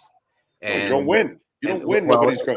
I mean, but again, if I guaranteed you they'd sign Xander Bogaerts, would you guarantee me their attendance would rise by 30%? I'm not going to guarantee you anything until they win, Mitch. Right.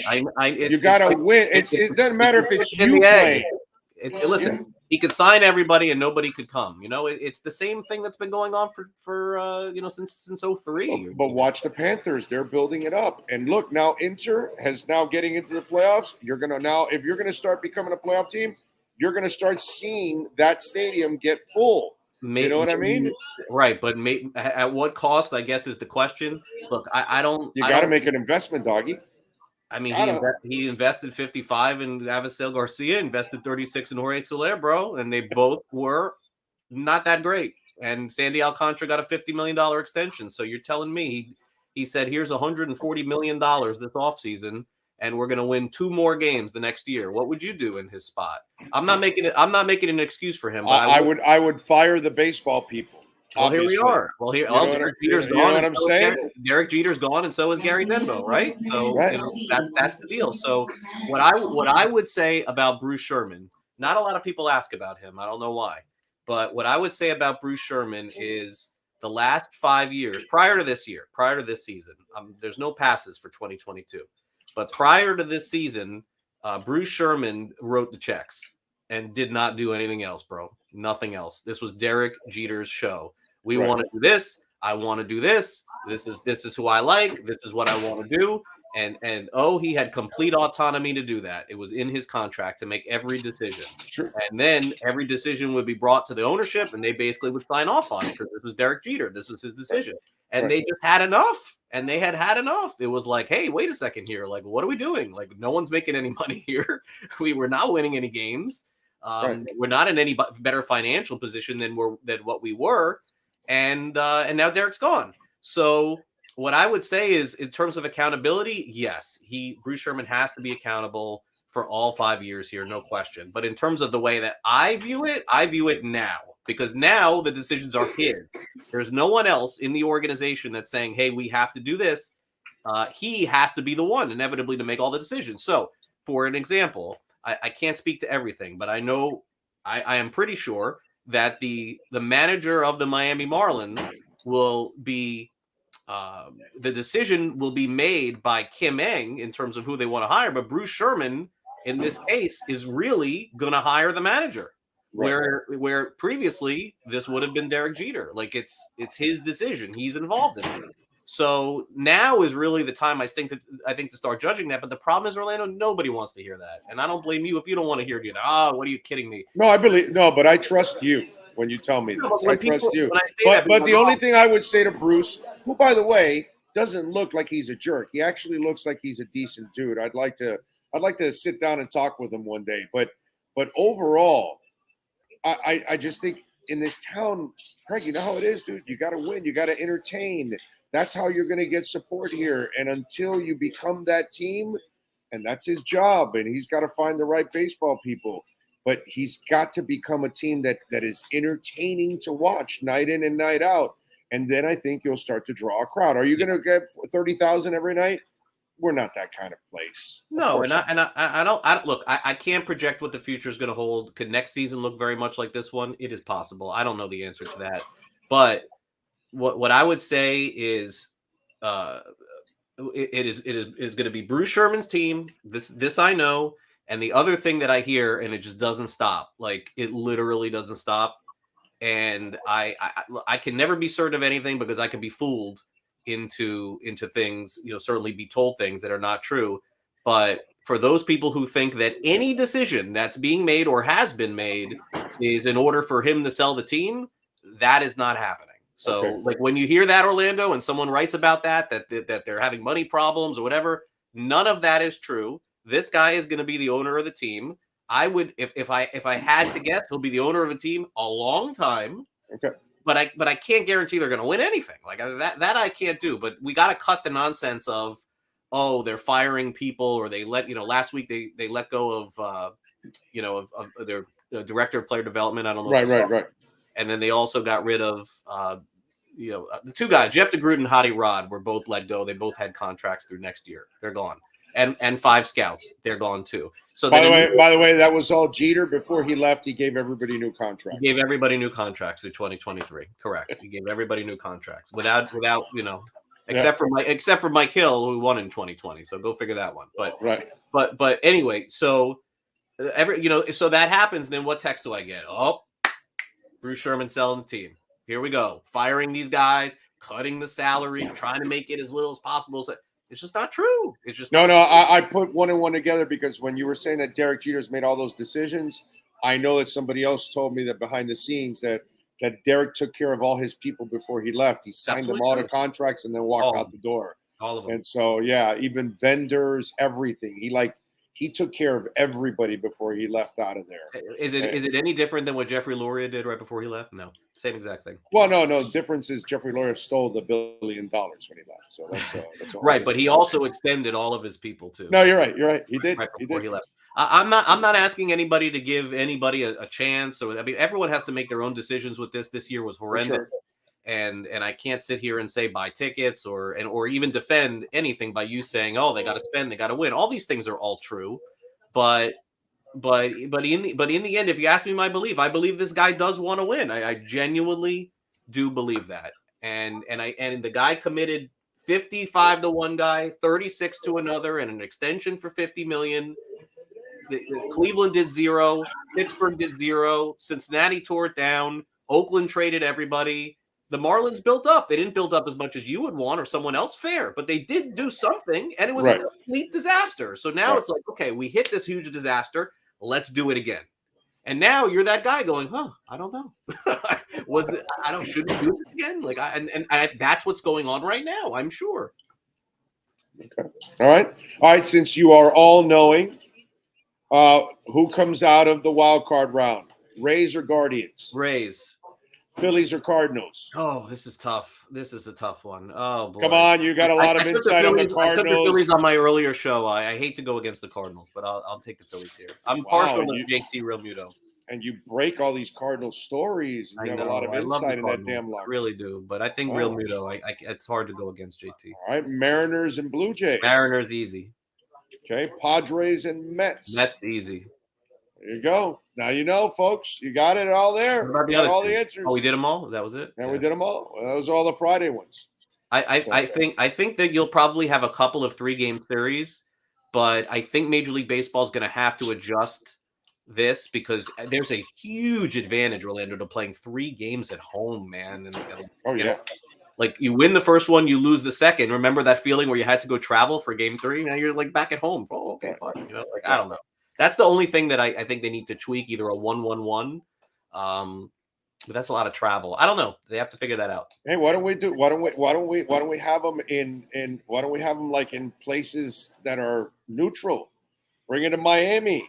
But that wouldn't be fair to the Mets. Like a team like that, they win 100 games and they don't even get home field. They gotta have. Well, actually, it would be fair to the Mets because we have a ton of Mets fans here in South Florida. We invite them to come to the games. That's right, exactly. We invite them to buy tickets to the games. We root for them. Go Mets. It's a beautiful thing. Can you imagine the Red Sox and helping out? Oh no, no. Imagine the Dolphins putting out something and say, "Hey, we're 2-15. Come root for the Dolphins against the Jets so they don't win the division against New England." I mean, you'd be out of your mind. Yeah, no, definitely. No, that would be absolutely insane. All right, tell them about the Sports Grid. All right, Sports Grid every day, 11 a.m. Eastern, Fantasy Sports Today, 2 p.m. Eastern on Newswire, talking sports betting every day from 2 to 3 and fantasy sports from 11 to 12. New podcast tomorrow, Swings and Mishes, maybe the last one for a long time. Who even knows at this point? I've been grinding this for years. And who knows? But anyway, tomorrow we'll have a wrap-up podcast. So that'll be on Apple, on iTunes. Mish is basically telling you there's not enough revenue to do it anymore. Buddy, it really is not. Like, I'm like, I mean, it really is not. Like, what would you do if you were me? Like, I know you for 20 years. I know exactly what would you do if you were me on this? Would you continue to do this podcast? I'm not making any money off this. No, I know. They're not helping you. I get it, bro. I can't sell 95 losses every year. I can't do it. As good as I think I am and the insight that I get. No, you're excellent. You're excellent. But again, I don't, no one wants to buy that. I know.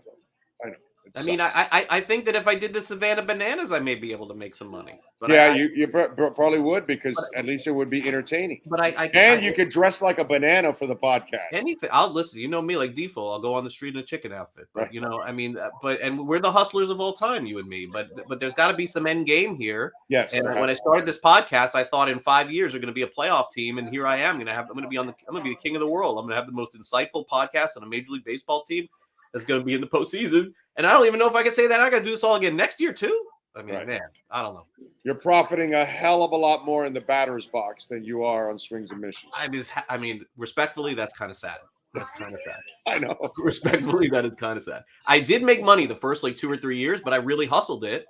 And then I kind of stopped hustling it, and no one's knocking my door down. That's for sure. Right. Yeah. That's tough, man. But my other gigs, I'm doing fine. I'm not complaining. Right. Exactly. It's just that is now a labor of love completely. Right.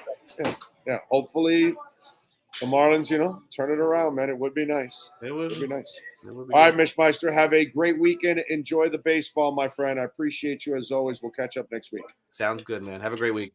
Thank you, sir. There you go. Craig Mish, baby. We now step out of the batter's box.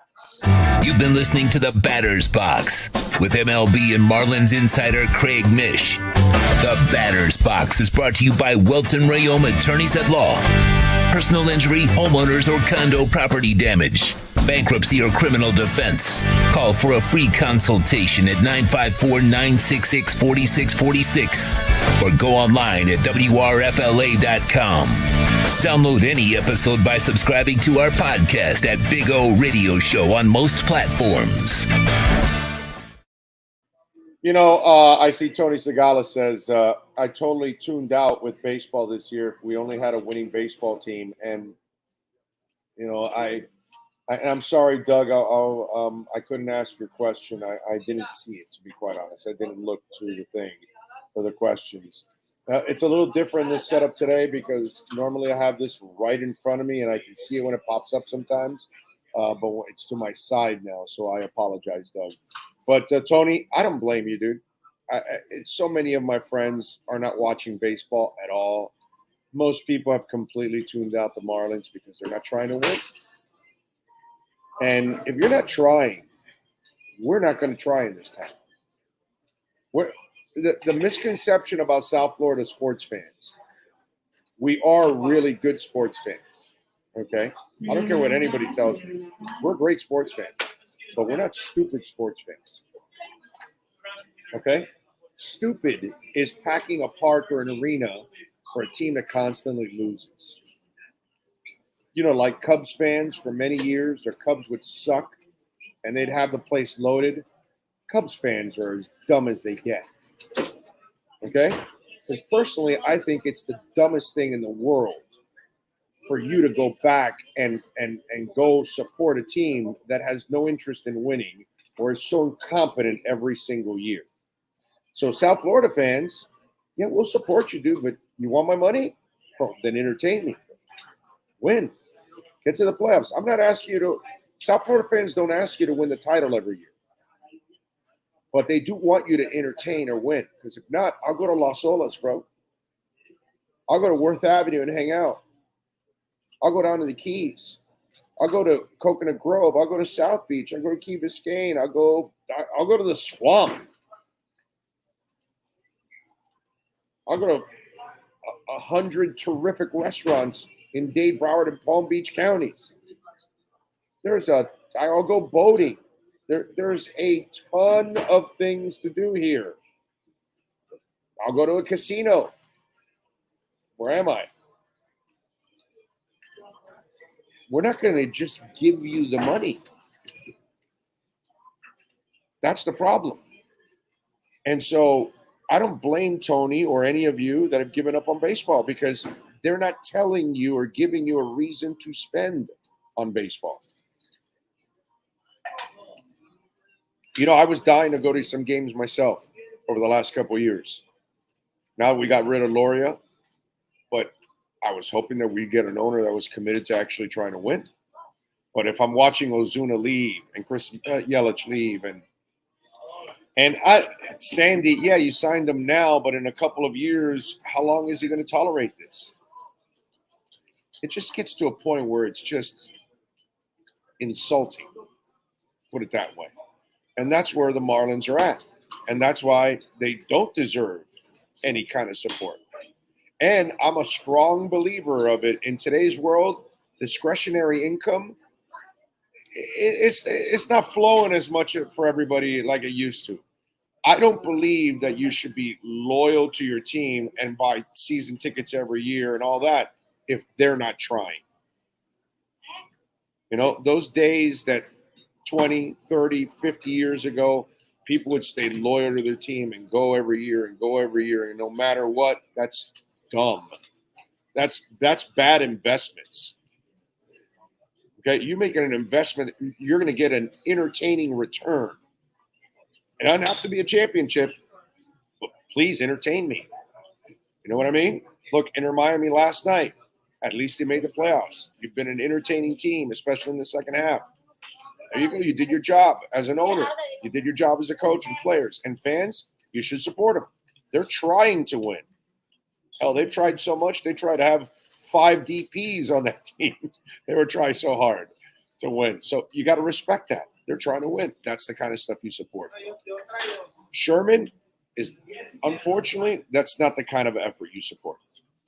Hour number 3 is next. We talk a little Miami Dolphins football. It's the EJDconstruction.com Miami Dolphins report with the one and only Alan Poupart. That is next.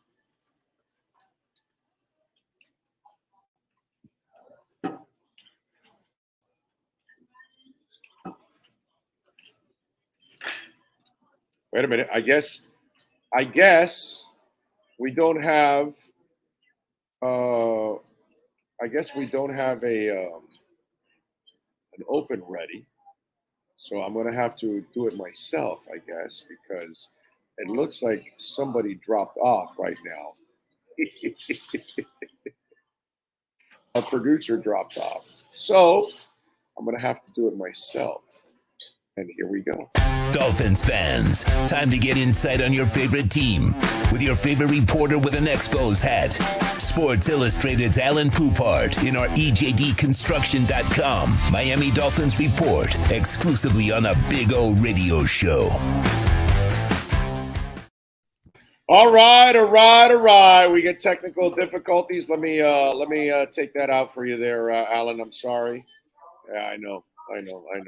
Now I'm in charge here of this technical stuff, and it's never good when I'm in charge of the technical stuff because somebody ends up dropping off. But we will get the Hialeah billboard off of your face there in just 1 second. There we go. There we go. How you doing, my friend? You doing all right? Can't complain. Nobody would want to hear it anyway. Yeah, although I got complaints, bro. What the hell happened with Byron Jones? I mean, you were telling me he's going to be ready. Oh, well, he needs a couple more weeks, and now he's not ready after 4. And I know they're never going to tell us, but I almost feel like he had some kind of a setback, man. Sucks. Well, Mike McDaniel said specifically he did not have a setback. But then he said he was going to be ready too. No, well, he said he was confident he was going to be ready, and the whole thing. I mean, everything about the situation is mysterious. Starting with the fact that he waited until March to have the surgery. Yeah. So the whole thing's bad. And sorry, but this defense not nearly as good without Byron Jones. No, of course not, man. And this week, hopefully X has been in practice, right? No, not at all. Not even limited. Not only that. DNP yesterday and today, but now he's on the injury report with groins, plural. Okay, so that's terrible. Whereas last week it was groin, singular. So, I'd say I'd be fairly pessimistic about him playing. Yeah, no, as I told somebody, don't worry about X until Thursday. And if he's not practicing today, then he's probably not going to play on Sunday. And so they'll have to blitz the hell out of him. Out of Zach is what I'm saying. They're probably going to do that. A lot of that to not leave their guys on an island very long. All right, so we get to the Tua questions now. Obviously, what do we know about the investigation? Finally, anything yet? Nothing other than they were hoping to wrap it up by the end of this week. I think you and I both know that it's going to come out that nobody did anything wrong, but the concussion protocol probably needs to be beefed up a little bit. And anytime anybody shows any wobbliness, for lack of a better word, regardless of the cause, they're going to be out for this game. I don't think anybody should expect anything other than that. Right, but let's fire a guy or a woman who just followed the protocols that you have placed or set in place, and then let's fire them because we got to feed the lynch mob a little bit. I just found that to be a little sad to fire the doctor when you saw Cameron Brake get knocked out and come right back this weekend. T. Higgins was playing in that same Thursday night game with 2 dings, not one, but 2. Going into that, nobody says anything. I don't know if you saw the Joe Burrow cut. Did you see the Joe Burrow cut talking about that? Did you see Alex Smith also talking? Here's my problem with all of this now. We're getting on this soapbox. You got this doctor saying, oh, Tua should retire, And I love all these people, and I've talked about this several times before you've been on this week. So are you telling the firemen not to run into a blazing building? No? You're telling the FP&O guy not to work on power lines? You're telling the race car driver not to go around in circles at 220 miles an hour? Are you going to stop giving a 20-year-old a gun and say, go fight for us and keep our country free? You're going to tell a miner not to go back down into the mine and breathe all that shit for 20 years where he probably will shorten his life? People do things every day. A cop walks out the door and his wife or husband has no idea if he or she is going to come back by the end of the day. And so I love these people, and they think that these guys really by now they all know the risk they're taking, bro. And they're fine with it. So it's just one of these things that the part that pisses me off is that we are now trying to control what people love to do. And guess what? People do dangerous things for a living. Are you going to tell the entire Walenda family not to walk a tightrope? Not to be flying Walendas. Yeah, not to be flying Walendas. Be grounded Walendas. And we are not the Walendas. You know what I'm saying? So, I mean, it's just one of those things. Like, I get it, man. It's a brutal game, but you're not playing it. So if Tua wants to play it or Joe Burrow or whatever, they know what they're getting into. So let's pump the brakes here on trying to fix the world when we've got hundreds of jobs that people are risking their lives every day, pretty much. 3 quick points, if I may. Number one, yeah, I completely agree with you. And by now, every football player understands the long-term risks of playing football with the head injuries. And like you said, they're well compensated for a reason. And if they want to assume the risk, that's on them. That's number one. Number two, about the people who call for players to like retire and all that. It's amazing that I never hear that about boxing, UFC, MMA, where the sole object of the sport is to knock the shit out of the other guy. So it makes zero sense. And then the final point I want to make, and this pertains to everybody like hitting me up on the social media today about like, well, what, like, and you brought it up too. What about T. Higgins and why is Tua being made such an example? Well, because it was video, bro. It was in prime time, and it was 4 days after he wobbled. So that's why the Tua situation, even though it may not be any more serious than what happened to T. Higgins or Joe Burrow. Dude, it's Ray Rice all over again. It's just a different thing. Optics. But lots of men have hit women in football, but we never saw it. The day we saw it with Ray Rice, oh my God! And the video changes everything. You're 1,000% right. Right. This is not a Tua issue. It's the fact it's a quarterback, number one, and it's in prime time. And 4 days after, there's video of him wobbling. So you by the way, do we not? You and I remember, and plenty of Dolphin fans, do we not remember Chris Chambers against the Denver Broncos? Yes. Okay. Nasty hit over the middle. It was the same. It was the same thing. He was concussed, and he was and if I remember correctly, there was like a hand that was like up in the air or something. Remember that? No, I don't remember. I remember like the vicious. Chad, do me a favor. Oh, Chad's not there now. But there's a video of it. I've got to find that video. But I remember that there was like he had something like it was his hand. That it was like the creepy thing of it all. Not only him lying there, but it was also the motion he was making or something with his hand, if I remember correctly. And the video evidence is what always, shakes us all, man. And that's why. And yeah, Tua is a lightning rod and all of that, but this is a problem that's all over the league. And all Tua did now, or that situation, was expose that your protocols really weren't that good in the first place. And again, it was like a perfect storm of events that made it that brought all the attention on it. Yeah. All right. What do you got to do this week if you're Mike McDaniel? The first test came when they were down by 21 against the Ravens. Here's the second test now. The first test, adversity, deficit, you come back on the road, amazing win. Now, adversity hits, you got your backup quarterback in there.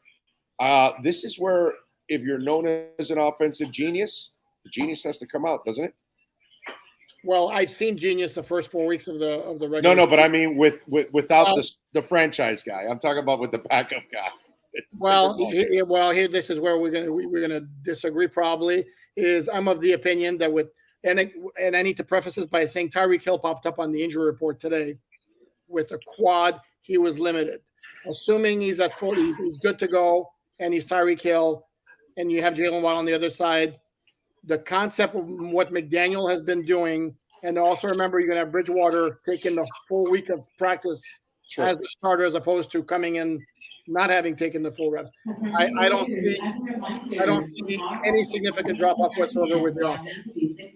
I think this is an offense that I think Bridgewater can absolutely operate. We saw a lot of good things in that second half under trying circumstances, and that late in the game, black and white clear communication. The Six never turned around until the ball was past him. So I think they'll be fine offensively. Again, if Hill's quad does not become an issue, doesn't keep him from playing or playing at 100%. My big concern with that game is on the other side of the ball with all the injuries, because we mentioned X. You haven't mentioned Keon Crossan, who hasn't practiced. Yeah, no, I know. Yeah. Didn't practice yesterday, didn't practice today. And that's bad. Once you get to Thursday, I'm really concerned once you get to Thursday. No, correct. So now we're down. Now we're down to Kader Kahu, Elijah Campbell, perhaps.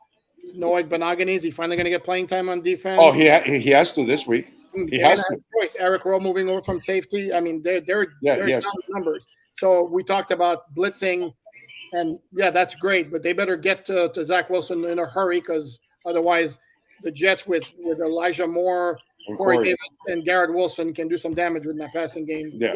The only thing I disagree with you on, I get what you're saying about Teddy because he's a good game manager, but the deep ball game will not be the same with him and Tua. Completely different. 64-yard completion to Tyreek Hill last week? That was like a pop-up ball that he threw. What I'm saying is the consistency.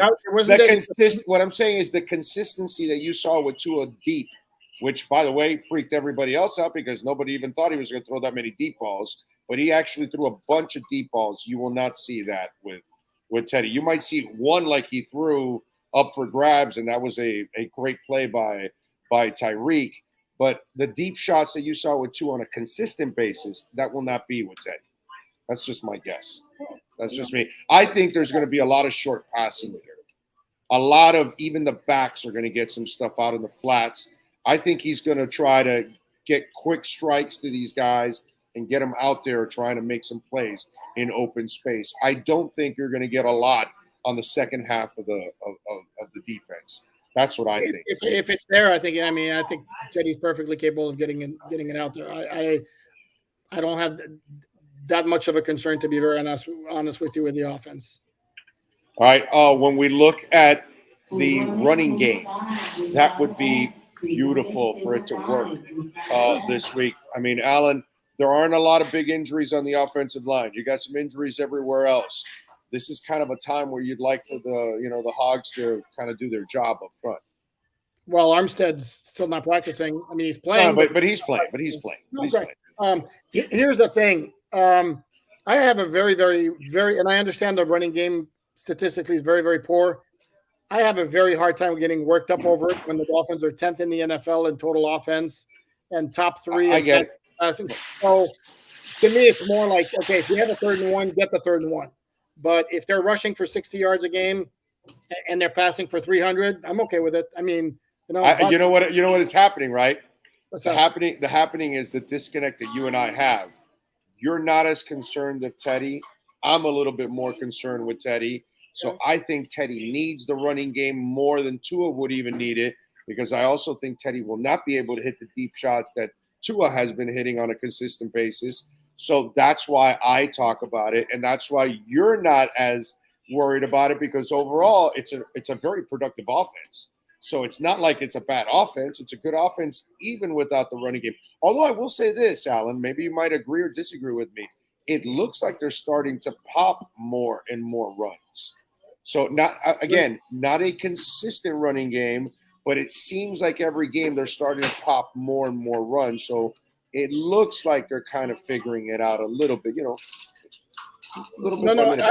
I agree. And absolutely. I tweeted that during the game on Thursday night. I was loving the way Mostert was running. I mean, he looks like he was skating through holes over there. I mean, it was the first time all season where I noticed a big difference between the two backs. I always thought like him and Chase Edmonds were kind of like 1A, 1B. That night to me, Raheem Mostert looked clearly better than anything we had seen from either of those two up to that point. And it makes me very confident and very hopeful that it could pop at some point, and then he could be in for a good game. I don't think the Jets are a very good team overall, but what is the biggest concern you have that the Jets could give the Dolphins problems on Sunday? No, it's like I mentioned. I think the Jets offense worries me. They've had injury issues at tackle but Dwayne Brown is practicing this week. There's a possibility he might play, which allows them to move Vera Tucker back to guard after he played left tackle against Pittsburgh on Sunday. The interior of their offensive line is good. I think Zach Wilson's got a fabulous arm.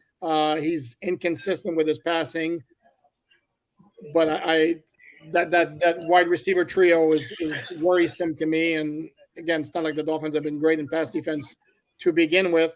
Yeah, no, even X hasn't been great. No, correct. So that concerns me with them. And I don't. They haven't been good.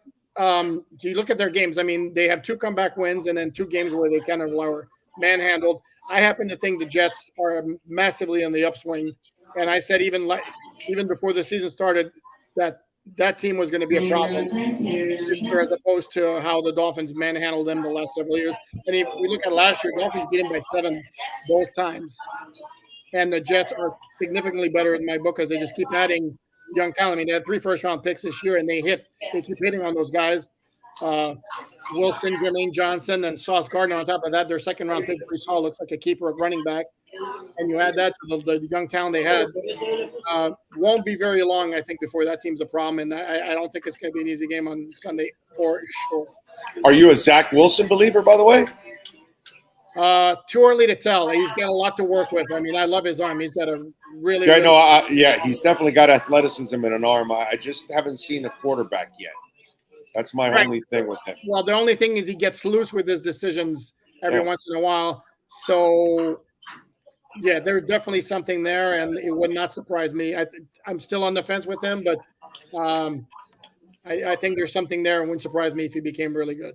Do you agree with me that Tom Garfinkel should hire a group of MILFs to act like the replacement cheerleaders on the sidelines to kind of keep Zach a little busy? Is that a good idea? Anything to help, right? Okay, I'm just saying. I mean, the kid has certain interests. Yes, he does. And so I figured we, help him out. And you never know. I mean, it's and you got to admit that the replacement cheerleaders are probably the greatest cheerleaders of all time, right? I mean, those are the best cheers ever, right? Are there any better cheers than them? I haven't noticed. Sorry. You never saw the movie The Replacements? I haven't. I know. You know what? Never did. You have never seen Shane Falco do his thing. I have never seen The Replacements. Oh my God. He's You're ashamed of me, aren't you? Yes, I am. Sorry. Gene Hackman. Oh, I know. I'm aware of the movie. Keanu Reeves. Are you serious? Aware of the movie? That's one. That might be the only football movie I haven't seen. I've seen. Oh, dude, you have to. You should watch it tonight, bro. You should just chill out and have a fun ass 90 minutes of laughing and having a great time, dude. And then when you see the cheerleaders, you'll know what I'm talking about. Okay. Yeah. Okay. Because they're funny. But I'll make it a point to watch it. The cheerleaders are funny. Yeah, man. And the Australian kicker. I mean, that guy alone makes the movie. You got to see The Replacements, dude. Okay, we'll do it. It's a must. All right, so what do you got going on alldolphins.com since you've disappointed us by not seeing The Replacements? I already got 4 things on the site today, and I forget what they are because there's I did 4? Only 4? No, I'll get 83 more for today. I got a quote of 87. Got something on Skylar Thompson. I had the injury report with Tyreek popping up on there. We're going to do something on completely. I don't know if you caught wind of the John Embry media session today, the tight ends coach, where he was talking about. Oh no, I have not. What did he say? Oh my Lord, they were talking about playing time, how it's split up, and basically his whole point was we want to be a run first team, and Durham Smythe's a blocker, and Mike isn't, so that's why. And I couldn't help but think, yeah, well, that's great, but why in the triple hell did you franchise tag the guy for $10.9 million? 10.9 million. You're just discovering now that this notion. Well, they wanted to try it. They wanted to try the experiment, and I've said this from the get-go. You hang on to him because maybe you might trade him by the deadline that somebody needs a tight end, and maybe you get a higher pick in that trade than you would in the compensatory side of it. So I agree. That's the only reason. I agree with you that I cannot help but think that that's why they hung on to him, is they figured somebody would come calling with a good offer at some point. That obviously hasn't happened yet, and it's possible it might not happen. It doesn't help. Dude's got 10 targets in 4 games. No, I know. I mean, pretty expensive for a guy who's basically doing little. Yeah, but they had tons of cap space, and they're just maybe hoping to get some draft. And they had, 2 owners that already took a first and a third from them, so maybe they got to find a way to get it back.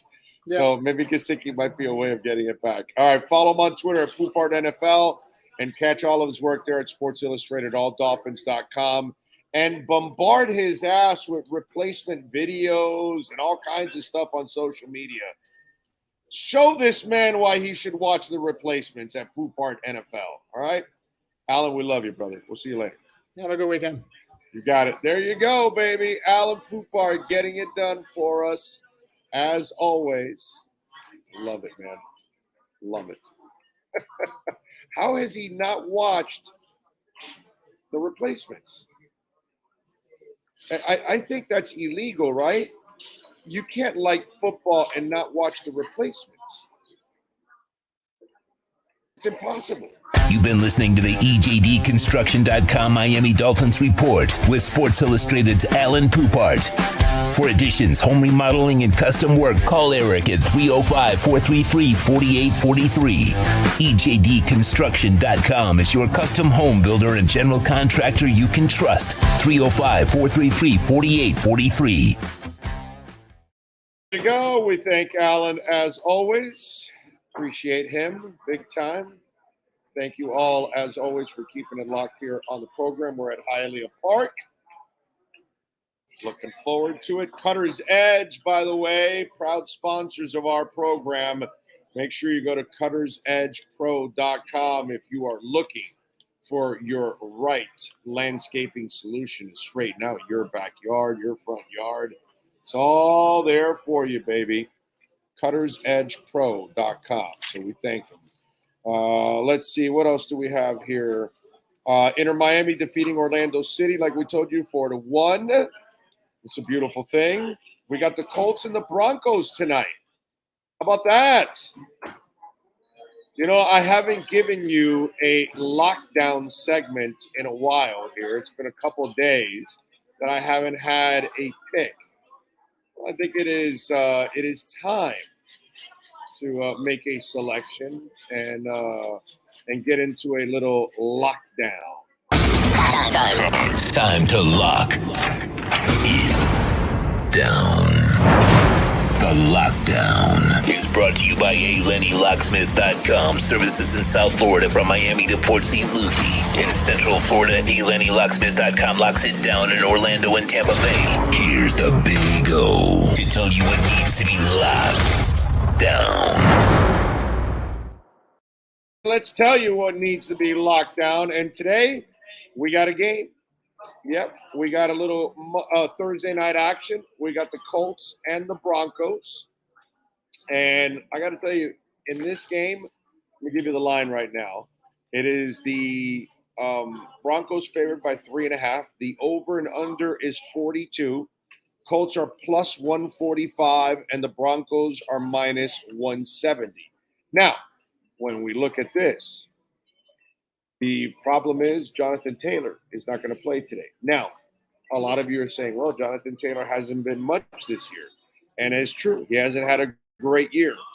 Matt Ryan has not been the answer at quarterback. I think Frank Reich is a hell of a coach. I really do. But Frank Reich has a problem now. He can't find a quarterback. Couldn't trust Carson Wentz. The owner lost his crap on Carson Wentz right from the get-go. So he didn't want anything to do with Carson Wentz. Carson Wentz is gone. Now in comes Matt Ryan, and Matt Ryan looks like a shell of himself already as it is. So you look at it and you say, what's going to happen here? Broncos minus 170 on the money line. Colts are plus 145. Russell Wilson and the boys have not been impressive. They're 2-2. But the Colts have not been impressive at all. I'm going to go Broncos on this one. I'm going to lay the 3.5. I'm not impressed with this Broncos team, I got to tell you. I'm really not. I don't think the Broncos have a great defense, but I'm not impressed by the Colts whatsoever. And I'm certainly not impressed by Matt Ryan. And Jonathan Taylor has been a 0 this year, as you fantasy players know, and he's already out. So I don't know how really the Colts are going to go into Denver and even make this a game. I think they'll lose by 7 or more points. I'm going Broncos here. I'm laying the 3.5 here on this one. To me, I got to tell you, I think I don't know what it is. Maybe Vegas knows something I don't. By the way, we're 38, 29, and 3 against the spread in our ALennyLocksmith.com lockdown segment. We're going to go Broncos minus 3.5. The Lockdown is brought to you by ALennyLocksmith.com. Lockouts or lock changes for home or business. Car key replacements and programming. All model cars. 24-hour service. Call them anywhere in South Florida at 855-869-5625. Go to the website at ALennyLocksmith.com where we lock it down. Right. What we got going on? Oh, by the way, Roger has come out with a new video. Do you have Roger's video ready there, Chad? All right, bring Roger Morant on as we get ready for the Jets. And Roger does a Dolphins video every week. He puts together a video. He does a great job with it, by the way. His rapping skills are improving every week. So here is Roger Morant. What's Fire up, Vince away, fans? baby. Heartfelt shout out to my man Tua. Yeah. Bruce, get better soon. We need you. Let's do this. The Dolphins play the New York Jets. Jets week. Without Tua, some might use the adage up the creek. Nothing's changed. We're still the team to beat. Bigger goals. Teddy B's a proven bet. Gonna take over the Met. Sending pressure at their quarterback. Young Zach, like mommy's friend, he's going to end up on his back. Purse of Tua, time for you to get some rest. Because for the playoff run, we'll need you at your best. We've done the work and have the calluses. F. Christmas and now is putting on a better show than the Aurora Borealis. Dimes, Teddy delivers in stride. So many stalls on offense, other teams are running high. Try to gain some yards and matriculate the ball. Attempt to run against our defenses like Simon in a wall. Chris McDaniel, he's so drippy, he will lead us to the crown. Time to bring us back to glory. Miami Dolphins, Title Town. Title Town. Waddle, waddle. Title Town. The Dolphins don't move the chains. They score with Teddy, Waddle, Wilson, Hill, and more. We're headed to the Super Bowl. You know, the Jets are standing in the way. We're going to have to make them pay. Robert Saleh is taking names and keeping receipts. Hope he really likes the agony of defeat. We're going to clip their wings and bring them to the ground as Coach McDaniel leads us back to Title Town. Title Town. Waddle, waddle. Title Town. Teddy Waddle Hill. What a thrill. Teddy Waddle Hill. What a thrill. Teddy Waddle Hill. What a thrill. Cheetah. Nice job, Roger, as always. Teddy Waddle Hill instead of Tua Waddle Hill. What a thrill. He got in Teddy Waddle Hill. And you always got to love when he goes, Waddle, Waddle. That was good. That was good. Way to go, Roger. We love you, brother. Great Dolphin fan. Always getting it done, man. Appreciate it. Just like the folks here at Hialeah Park. Yes, sir. Yes, sir. All right, let's do it. All right, Chad, let's bring my man Steve Calabro on, the general manager of Hialeah Park. And here's the interesting part. I'm here at Hialeah Park, and he's going to New York, or he's in New York now, because he's going to go cheer on the Dolphins at the Meadowlands. How about that? Now, that is a fan right there. How you doing, my friend? Big O, I'm doing great, but I want one little correction. I am a big fan of the Dolphins. Yes. And, keeping consistent with my picks, I'm in Jersey. Oh, okay, you're in Jersey. Remember, the Giants and the Jets play in Jersey. That's right. They Not play New York teams anymore. Right. That's right. That's true. That's true. The Meadowlands is in Jersey. Nobody goes to New York. Believe me, that's old school now. That's passé, right? Yeah, I mean, they're killing each other in the streets there, so we stay in Jersey. So. You stay in Jersey, okay? Unmasked in Jersey. Unmasked. Well, it's. I got to tell you something. There's some goofy rules here, Big O. They still have the goofy rules over there. Damn. Dude. Well, but it's not just the mask thing, but they're I'm I want to save the earth, the whole 9 yards, but they don't give you a bag, a paper bag or a plastic bag in the grocery store. Yeah, so you walk out of the grocery store with like this. You got to bring reusable bags now. That California has been like that for years now. Well, the key in fact, in California, they charge you extra if you want a bag. Yeah, that's exactly what they do here. But it's such a like a hypocrisy because first of all, most people forget, especially in the first year or two, right? They forget to bring their reusable bag, right? And so the grocery store buys a little crappy bag that is made out of some material that's probably going to kill the earth, right? In the ozone. Right. And it's like they charge you like 49 cents and they pay about 3 cents for it. So it's actually turned into like a really, really kind of a shit show, but who knows? Yeah. I was in the store, just went to the store this morning and I kind of walked out like this. You know what I mean? It's like so you got to you got to go get one of those plastic reusable bags, bro. No, I have them in the car. You got to remember to bring them in. Oh, that's what it is. Okay, yeah. Everybody's got them in their car. You just remember. But anyhow, it's all good. Jersey's good. I can tell you the weather's nice here. 75, 70 degrees is pretty nice. Nice. There you go. But we're looking forward to Sunday. So I apologize in advance. I'm very casual. I have my Dolphins. No, you never have to apologize when you have the Dolphin colors. Yeah, so there's nothing wrong with that.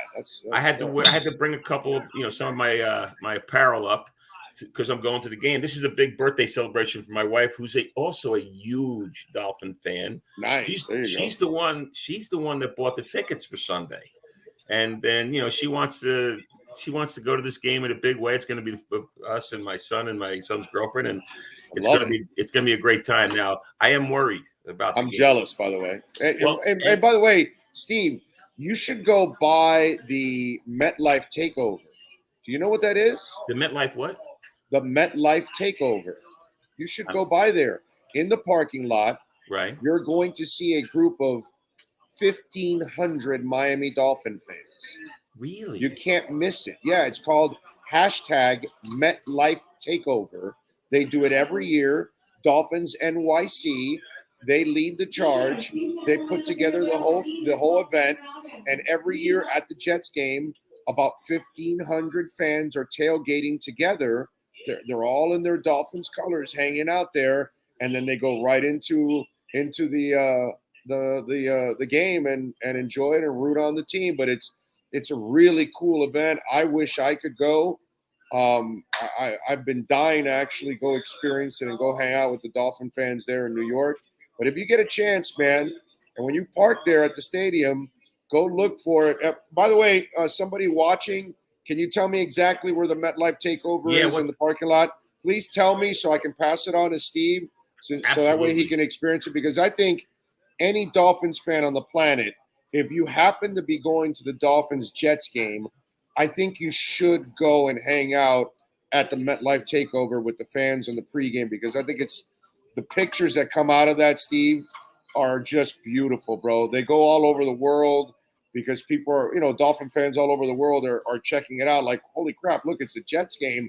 And there's, 1,500 Dolphin fans hanging out, having some fun. It's the coolest thing. So if somebody knows exactly where the Dolphin NYC Club is holding the MetLife Takeover in the parking lot, please tell us and pass it on to us because we need that information. All right, I appreciate that. We're going to be there because we're planning on going up early, doing the tailgating thing. So we'll look for it. And with us is it's myself, my wife, my stepson, and his girlfriend. Although I don't know if the girlfriend is a Dolphin fan. I heard that she was a Cowboy fan, but at least 3 out of 4 are Dolphin fans. Well, maybe. I mean, if she wants to suffer, go ahead. Exactly. You know what I mean? If you want to count on Jerry Jones, you kind of made your bed, and it is what it is. What are you going to do? All right, exactly. So what do the wise guys have for us this week? Well, the wise guy. So wise guy. Remember, he was only 1-2 last week, and he kind of was crying the blues. He said, "I had the Cowboys," and then he said, "The Steelers were winning by 10 points with 7 minutes to go, and it was a good pick." I said, "It wasn't a good pick. You lost in the end." So, and anyway, here's next time you tell him, no, it was a bad Pickett. Kenny Pickett. He threw 3 of them. Yeah, exactly. He'll be fine. By the way, I like that kid. Actually, So here's what I Typical of a think young is quarterback. here's the first pick I like a lot, and it's the Bengals.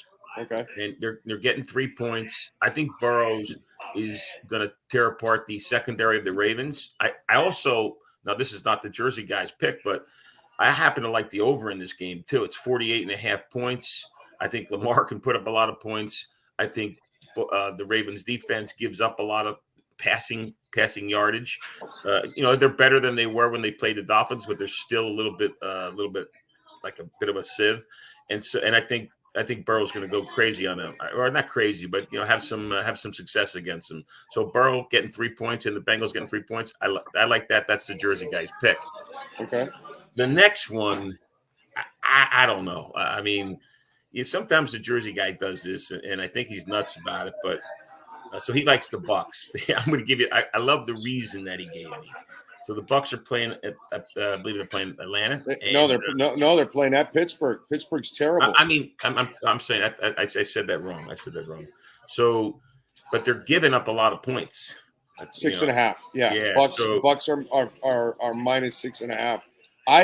I'm with the Jersey guy. Okay. I mean, Pittsburgh's terrible, dude. They're not. They a good are. Team. They are. They're not a good team. And on top of that, the Bucks defense is all right. Kenny Pickett is, as much as I like Kenny Pickett, he's still a young quarterback. Young quarterbacks are going to screw up all over the place. That's why I laugh when people, go start Skyler. It's like, bro, Skyler's a 7th-round pick. Yeah. Take it easy, bro. I get it. He looked great in the preseason, but, this is the NFL. When you get to the regular season, they start playing for real. You're playing against junkyard dogs that are playing for 3 wives, 4 girlfriends, 8 houses, and 4 cars. They got a lot of bills, bro. These people are hungry. They're coming after you. You know what I mean? These are grown ass men. So Kenny Pickett, I expect him to struggle. To me, like people, oh wow, what a disaster. I'm like, bro, that's a rookie quarterback. They're supposed to do stupid stuff like that and throw 3 interceptions. So I love the Bucks beating Pittsburgh by 7. So I'm with him on that one. So the Jersey guy's opinion is completely different, though. Here's why he likes the Bucks. Okay. He says that Tom Brady's life is in a little bit disarray, and he's going to take it out on somebody. He's going to take it out on somebody on Sunday. He's got with all the news that they're hiring divorce attorneys and blah blah blah and living apart. Well, I know what's going to happen. One of the receivers, Mike Evans, is going to walk over. Hey, Tom, between you and me, I heard that corner's banging Giselle. And that's it. That's all. It's over. It's over. And then on the next down, hey, I heard the other corner also had a piece of her. And that's it. He's just going to start lighting them up. So that's what you do. You play the whole Giselle thing on him and just psych him out the entire time. Well, this is exactly the Jersey guy's theory is, that it's all going to be about that. So, and the other pick, I just had it here on my phone. I just got it back. So the next one is he likes the 49ers. I don't know. I like Garoppolo. Sometimes I think Garoppolo's a little bit under-respected. So what's your opinion on that one? So his picks are Bengals, Bucks, and 49ers. Well, he's picking 3 doozies. You know why? The Bengals and the Rams one, that one's a little shady. That one's the Rams are in a must-win situation now because they've gotten beaten down a couple times here. That one's I'm not as big on that one. But Bucks, I love over Pittsburgh. And San Fran, Atlanta's terrible. They are terrible. And San Fran's defense is wicked. Exactly. So I'm not a big believer in Jimmy Garoppolo in money moments, but when you're playing Atlanta, there's no money involved. There's nothing involved. It's a free flowing game. You know what? I'm with him on the last 2 picks. The Bengals at Rams, I would probably leave that game. I would not take the Bengals. I could see the Bengals losing by a touchdown if the Rams actually show up a little bit here and play some defense. So moving on to something else. What's your opinion? And I'm going to give you my opinion about the whole concept of the second string quarterback in the NFL. And of course, now as a Dolphin fan, we got to root for our second string guy. Right. It's pretty interesting when you look at some of the second string quarterbacks. Some teams have some horrible second string quarterbacks. Our guy isn't that bad, but he's still, he's not bad. He's not bad. He's not bad, but he's not a first string quarterback. but he's not a first string quarterback for a reason. You know what I mean? That's the thing. Hey, listen, you're talking to the guy that has always said Teddy Bridgewater's a backup, even when he was starting. So it doesn't matter to me. He's never been an explosive quarterback. It's just the way it is. I'm with you. But I like Teddy as where he's at now. I love it. As a backup quarterback, that's where he belongs. A guy that can hopefully keep the ship afloat for a game or two or something like that while the guy comes back. That's fine. If he has to carry you for a whole season, you're screwed. You're not going anywhere. But filling in, Steve, he's probably one of the top 10 backup quarterbacks in the NFL. I got him in the top half of the quarterbacks. I'm probably in the 10 to 15, 10 to 16 range in terms of backup quarterbacks. For sure. So that leads me to the next question, and next point I want to make is maybe it's one, maybe it's 2 games that he can handle. After that, if he has to go 3 or 4 games, I think we're up. Oh yeah, no, it's bad. It's bad. It's bad. But bad. I think Tua is back for. Let's bring him back again for Pickett and the Steelers. Yeah, I think that I've said this all week. This is my prediction. Teddy plays this week, and then Teddy gets to play against his former team next week. Everybody gets to write all the fluff pieces about him playing the Vikings and all that stuff. Yeah, and then Pittsburgh. Brian Flores. Sunday night. Sunday night. No, and Tua wants to beat Brian Flores' ass. So he's going to play for that game, bro. He's going to feel so good during the week of Minnesota that they're going to go, okay, he looks good enough to play this week, but we're going to hold him out. Because once you get to Pittsburgh, it's now 24 days that he's been off. So the optics are beautiful. Oh, no, they gave him 24 days, this, that. Okay, great. That's it. So to me, that's what I think is going to happen. They're going to play Teddy for 2 games, and especially if they win this week, Steve. Now you're 4-1. You got some momentum. You can say, all right, worst case scenario, even if we lose next week 4-2, Tua can take over at 4-2. You've got 11 games left, plenty of time to keep racking up the wins and get into the playoffs. So that's my prediction. I'm on board with that prediction, except I shouldn't say I'm on board with it. I get it. But I think it's a little more rushed than that. I think he's only going to be out 1 week. And I'm okay with that. Forget the optics and all that kind of crap. But I think he's back for Minnesota. This way Tua gets back into the scheme of things, and he's on fire for the Pittsburgh game. I think I'd hate to have him come back. I don't know. I don't like him coming back after 24 days off for a Sunday night, featured game. The world's going to be watching it. I'd rather him come back against Minnesota because I don't think Minnesota's that good. I think they're average at best. And I think I think Minnesota is better than Pittsburgh. Well, yeah, but that's not that hard. That's not that hard to do. Pittsburgh's pretty bad this year. Well, that's why I'm saying that it's not really. Oh, you're saying take 2 up. I don't know. That's what I'm saying. Teddy knows that team. Right, so maybe that might help him a little bit, and he'll be inspired to play Minnesota. Yeah, that's the other thing. You know what I mean? He had a couple of what was he just in training camp with the Jets? He never made the team because he got traded to New Orleans. I think he got traded, and then he did play for Minnesota for several years. Yeah. So I think he'll be.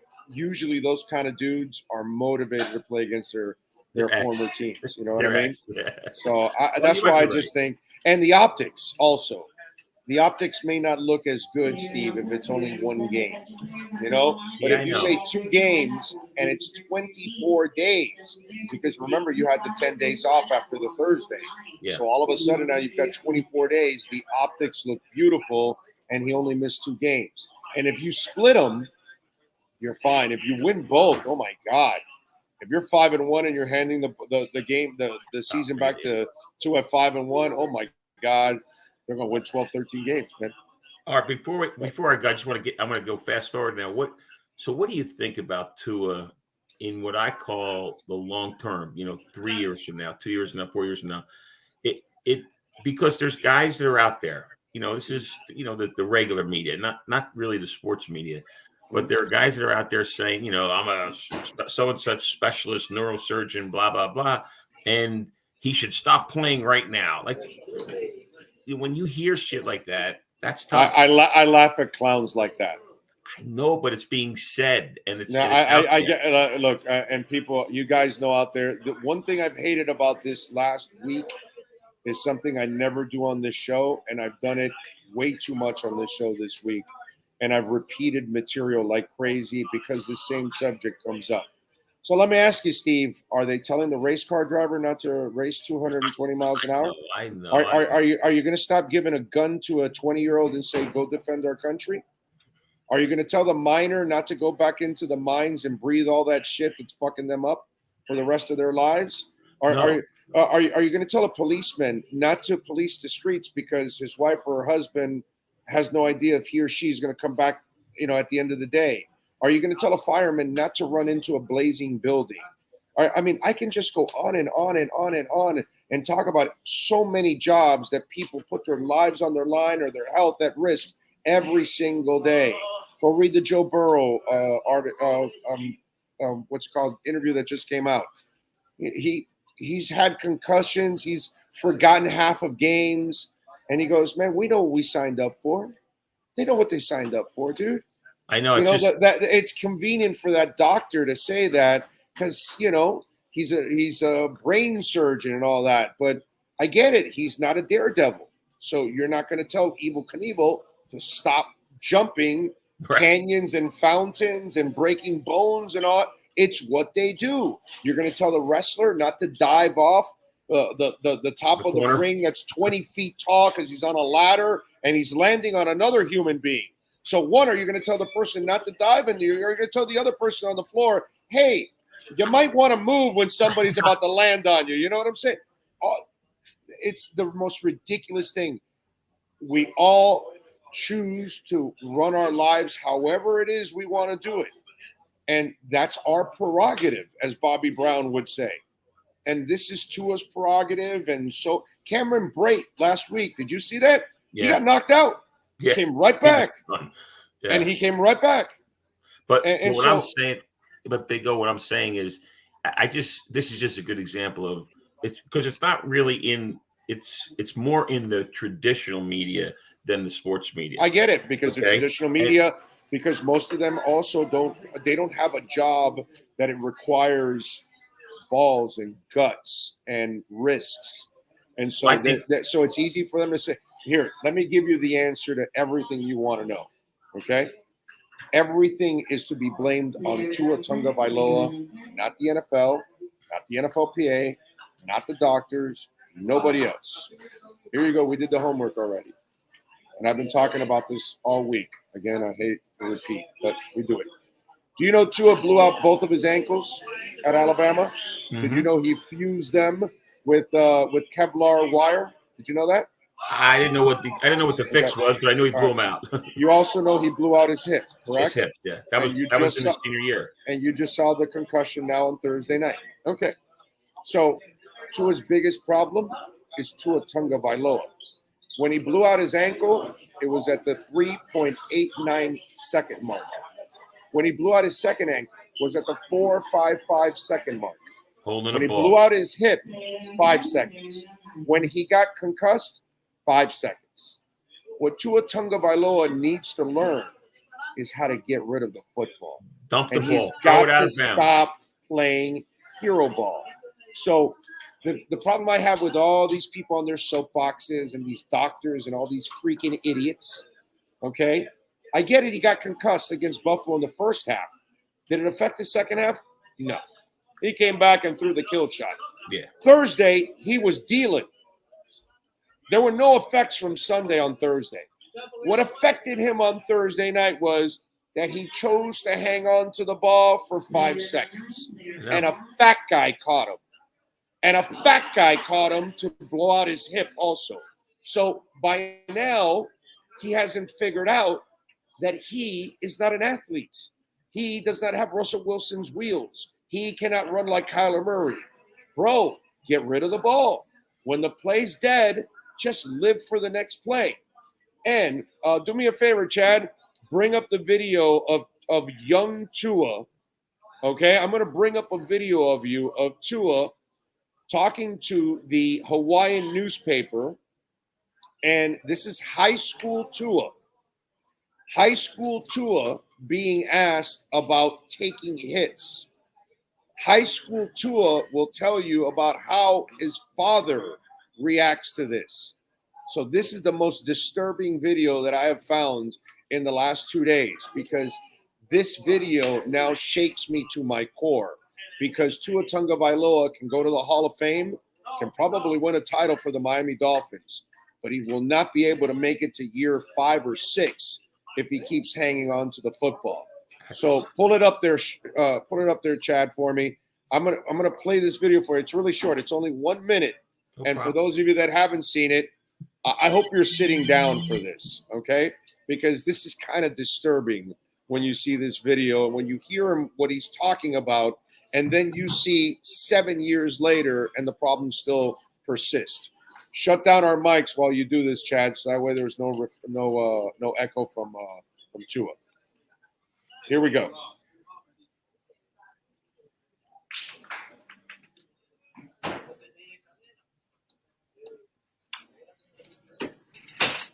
You got it, Chad?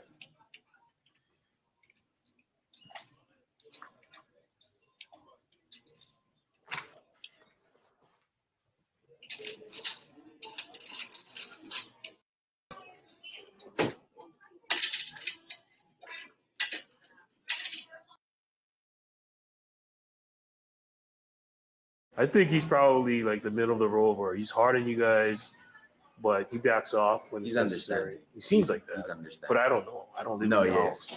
He's understanding, but he's very, very strict with a lot of things. But he's very understanding. That's what I love so much about my dad. You know, whether I do something bad, as long as I make him understand as to why, you know, I kind of did it. Like, I mean, running the ball, and if I hit somebody, oh my gosh.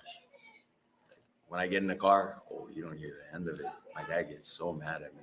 Mm-hmm. I tell him, I don't know how to slide. He tells me to practice sliding. I tell him, okay. And then the next time I do it again, oh gosh. That's when I get disciplined. Yeah. Well, Michael Vick learned to slide. Yeah, I mean, he ran a 4.3 or 4.2. So okay. 4.2, I think. Yeah, but he was never a big guy. You're getting, you're pretty thick. So he had to do it, or he would have gotten crumbled. That reporter obviously was wrong about the size and all that. But Tua needs to. But listen to that. So his father, and as you know, Tua has an incredible family and a great foundation. So his father, who he adores and loves, has been ripping into him since he was in high school, not to take hits. So you go through college, you blow out ankles, hips, you get to the NFL, you're still doing it. 7 years later. To me, that's disturbing. I got to tell you. Listen, Big O, I agree with you. His problem is he's holding on to the ball. Look at the good quarterbacks. Even Brady and the Drew Breeses of the world and Peyton, they threw it away, threw it out of bounds. You just throw it out of bounds. Marino was the best at that, bro. Yeah, I mean, Marino was the best at. He didn't waste any time. He threw it away right away. Most of not all, but most of the quarterbacks that lasted, 15 and 20 years, they're throwing the ball away, 5 or 6 times a game. But I think what Tua's doing is he's just trying to win every game. He's just trying to be the hero. And so it is concerning, if he doesn't change. Look, I'm wishing him the best. Of course, we all do. I worry about, if he's playing in his 5th or 6th year, because if he keeps hanging on to the ball. Oh, no, he won't last. He's going to get – these guys are faster and bigger, and the defenses are – everybody's an all-star. In high school, there was 2 all-stars on the other side. In college, there was 6 all-stars. Now there's 11 on the other side, 10 or 11 all-star kind of guys. So I tend to agree with you, but let's see what happens. I am worried about – I hope he – somebody brought this up. The equation that has – the one thing in this equation that has not existed is a wife. He now has a wife. So if there's anybody that can get to him, it's true. The wife, bro. It's the wife, man. And listen, I don't know if she's pregnant or not or whatever. Who knows? What about if they're planning for a family and she tells him, "Are you going to keep doing this? Because we we plan to have a family, and this is not going to help or whatever. The wife is the only one that can possibly reach him because, dude, if the old man can't reach him, that's scary. Okay. Yeah. I'm going to ask Tua about this when he has his next press conference. I will be the one that will ask him, and I will tell him, I think it's your fault, not anybody else's. You're hanging on to the ball. Yeah. Way too much. Yeah. Way too much. You got to stop this hero ball shit. I won't say it like that, but I will phrase it like, hero ball is what's putting you in the hospital. Hero ball is what's putting you in pain. Why do you keep doing this? I don't get it. I agree with you 1,000%. Let's see what happens. Let's see. Maybe the coach is going to help him out, but I think you're right. The wife is probably the one that could get to him with the most profound way. And I give the listeners credit on that one. They figured that one out. I did not. I'm gonna just before I go, just gonna change direction. Just want to remind you, it's just a quick one. We're giving away on the Saturday night of Thanksgiving weekend. We're giving away the Ford 150 Lightning. It's out in front of the building. I talked about it earlier on the show. I did. I test drove it. Big O, you need to drive it. I don't know. We still have to see how it lasts for a year or two. But it's a good truck, man. Listen, next week. Next week I'm going to be in Vegas, but the following week.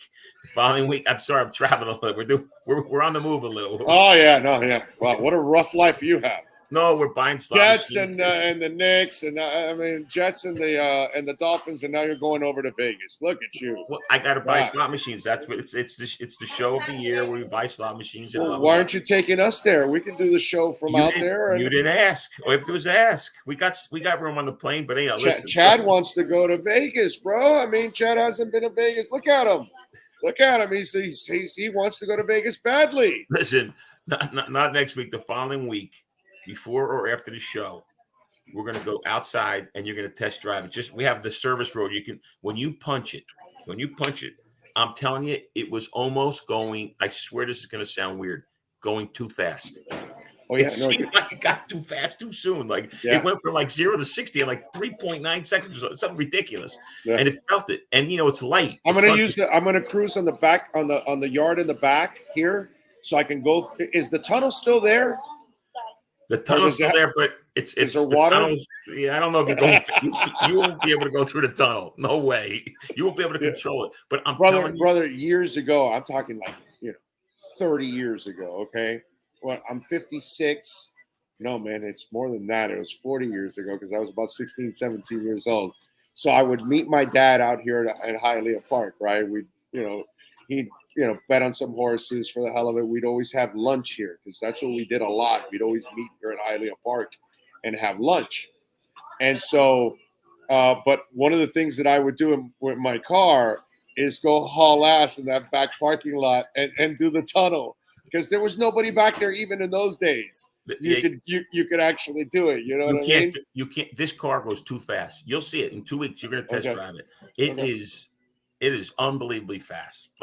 I'm a little bit sold on it. Listen, if I could afford it, I would buy that truck right away. It's not that pricey. It's not that pricey. I'm telling you. So anyway, I know, but hey, maybe it might not be pricey at all for me because I'm going to go. All you have to do is go downstairs. You get your play card. Your card. You play on the more times you play on a slot machine, the more entries you get. Right. You come here on the Saturday of Thanksgiving, boom. We give you. But you have to be present too, right? Must be present on Saturday. Yeah. You earn entries from October 1st to the Saturday of Thanksgiving, and we put the entries into a big bin, and somebody's going home with an F-150 that night. It might be me because I'm gonna definitely put in some entries downstairs. I'm gonna go play some machines. And I'm gonna put some entries, bro. I would love to win that F-150. You're gonna be surprised. I'm not an employee, folks, so I am eligible. So don't start that shit. Yeah, I'm not eligible, but I can tell you're not eligible, but I'm eligible. But you like the truck already, and you're gonna be impressed.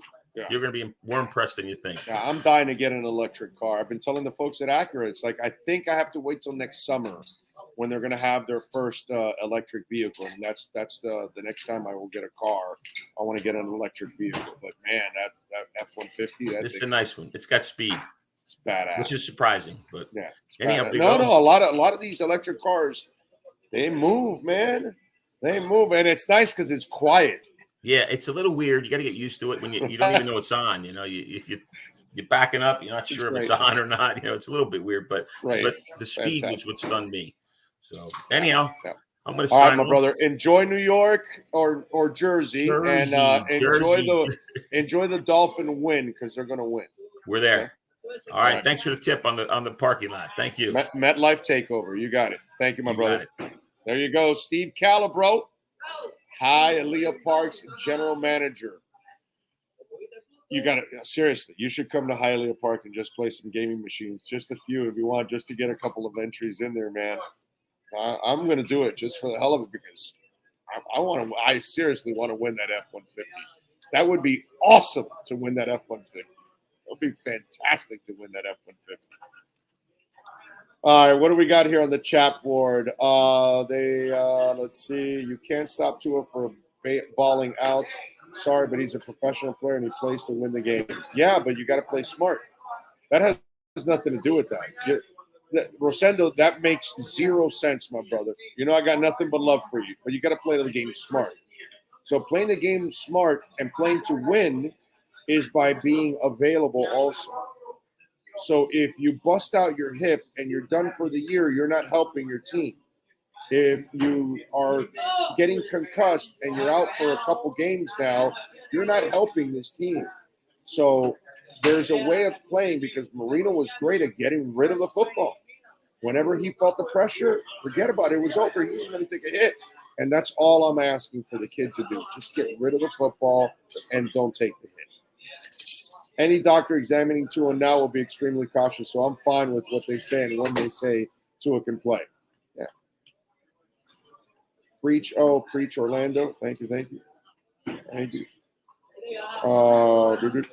What's the difference between 24 days and a month? Not much left. Not the man Ross trying to force a narrative. I know one's going to be right by the end of the day. I think he'll be fine to play this week. I bet you he's got the cobwebs already out, and I bet he doesn't have any symptoms anymore. I bet by Sunday. He's probably going to be ready to play for Minnesota. I say Pittsburgh because there's no doubt in my mind. Rob Budd is asking, where is Dudley? I would imagine he's at his house, my friend. You should go check it out. I don't know if you thought Dudley was supposed to be on today or something, but he's not. Tomorrow. Big O, why didn't the Dolphins ever give Jakeem Grant the sticky stuff on his gloves from the replacements?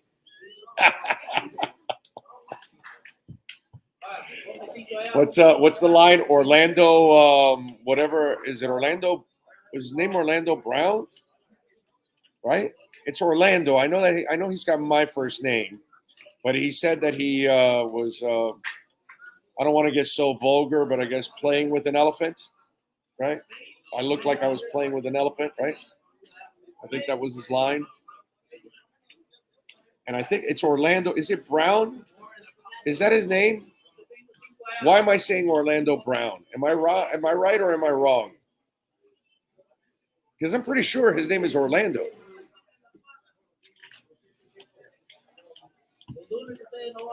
So I think Sean is. I'm sorry, Chad. I think not Sean. I think Chad is looking it up for me now. Big O, thank you for putting me on with Miss Valunza. Did I spell it right? One of my favorite teachers. Well, thank you, Shard. I'm glad my wife did a good job. Yeah, it's an E, V-E. But yes, Orlando Jones. Thank you, Josh. Appreciate you. But there is an Orlando Brown. He's an offensive tackle for the Chiefs. Yeah. No. But I'm talking about the actor and the replacements, and he's right. It's Jones. I had Jones Brown. Why? Because I knew it was one of those common names. I knew it for sure. I remember that his name was my name, Orlando, but the last name is the one that I was kind of like, okay, I know it's a really easy name, and Jones it is. It was a funny ass line on his part. I really want him to be labeled the fourth quarter king, but you have to be able to play a whole season to be categorized as such. Yeah, no, hopefully he will, man. You just need him to be smart, man. We can't let go of Gesicki, especially after that gritty. I don't think that they're going to let him go. I think that they would trade him, if anything, by the deadline. But if he doesn't fit what you do, folks, come on. That's the thing. If he doesn't fit, what are you going to do? All righty. We thank Franco Panizzo for joining us on the show, Craig Mish, Alan Poupart, and Steve Calabro. Again, my man Chad did an excellent job of driving the program this afternoon. Appreciate you, Chad. Thank you, sir. He'll be back with us on Saturday, working the Canes and UNC game, which, by the way, we're going to be at walk-ons now for all Canes games, 162nd and Kendall Drive. Come on out and join us. We'll be on 2 hours before the game. We'll get there around 1 o'clock. Mike and McCoy and myself will be out there, so come on out and join us. The food is amazing. The bar is ginormous and beautiful, man. It's a brand new giant bar. TVs everywhere. Food's great. Drinks are great. Great specials going on. We'll have giveaways. We'll have all kinds of stuff as the season goes on. So we've got a lot of things planned. So appreciate all of you if you come on out and join us. And let's make it a big crowd out there at walk-ons on Saturday, 2 o'clock for the Canes. And then on Sunday, we'll get you ready for the Dolphins at 11 a.m. for that 1 o'clock kickoff against the Jets. Got all of that going on, folks. So appreciate all of you out there. Rub-a-dub-dub, before I go, thank you, sir, for the love on the super chat. He says, Tua doesn't need to hold on to the ball longer than 3 seconds. Stats say Hill gets 10 yards per second, and Tua's throwing the ball before Hill's 30 yards downfield on deep balls. Yes, sir. Nobody's going to argue with that, my friend. And thank you for the super chat, but Tua's got to get rid of the football, man. We want him to be here for forever. You know, I want him to retire here. I want to see Tua's name in the Ring of Honor. I want to see Tua go into the Hall of Fame. But more importantly, I want to see Tua lead the Miami Dolphins to another Super Bowl. And, you know, listen, I've been the guy that's always believed in this kid. And I believe in him that he can be the franchise quarterback and lead this team to a Super Bowl. I've always said that. I think he's a baller. But he's got that one bad habit he's got to shake. And let's hope that he's able to, you know, get rid of it. All right, we're out of here. Chad, thank you, bro. Excellent work. And thanks to the Brunetti family, Steve Calabo, Frank Fiore, everybody that makes it possible for us to do it here every week. And don't forget, come on down, man. Play the slots. Get your entries in. Try to win that Ford F-150. And listen, if you don't want the Ford F-150 and you win it, you can give it to me. That's not a problem. I'll take the gift. Oh, Chad says he wants it too. See, so, you know, not only if you have a car and you're happy with it, come on over. Get the F-150 and pass it on to me if you want. It's not a problem. Anyway, we'll see you all tomorrow. We'll be in studio. Same time, same place, same bat channel. Have a great one.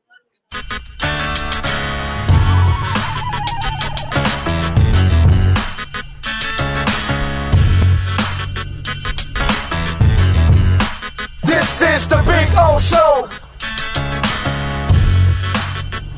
This is the Big O Show. This is the Big O Show.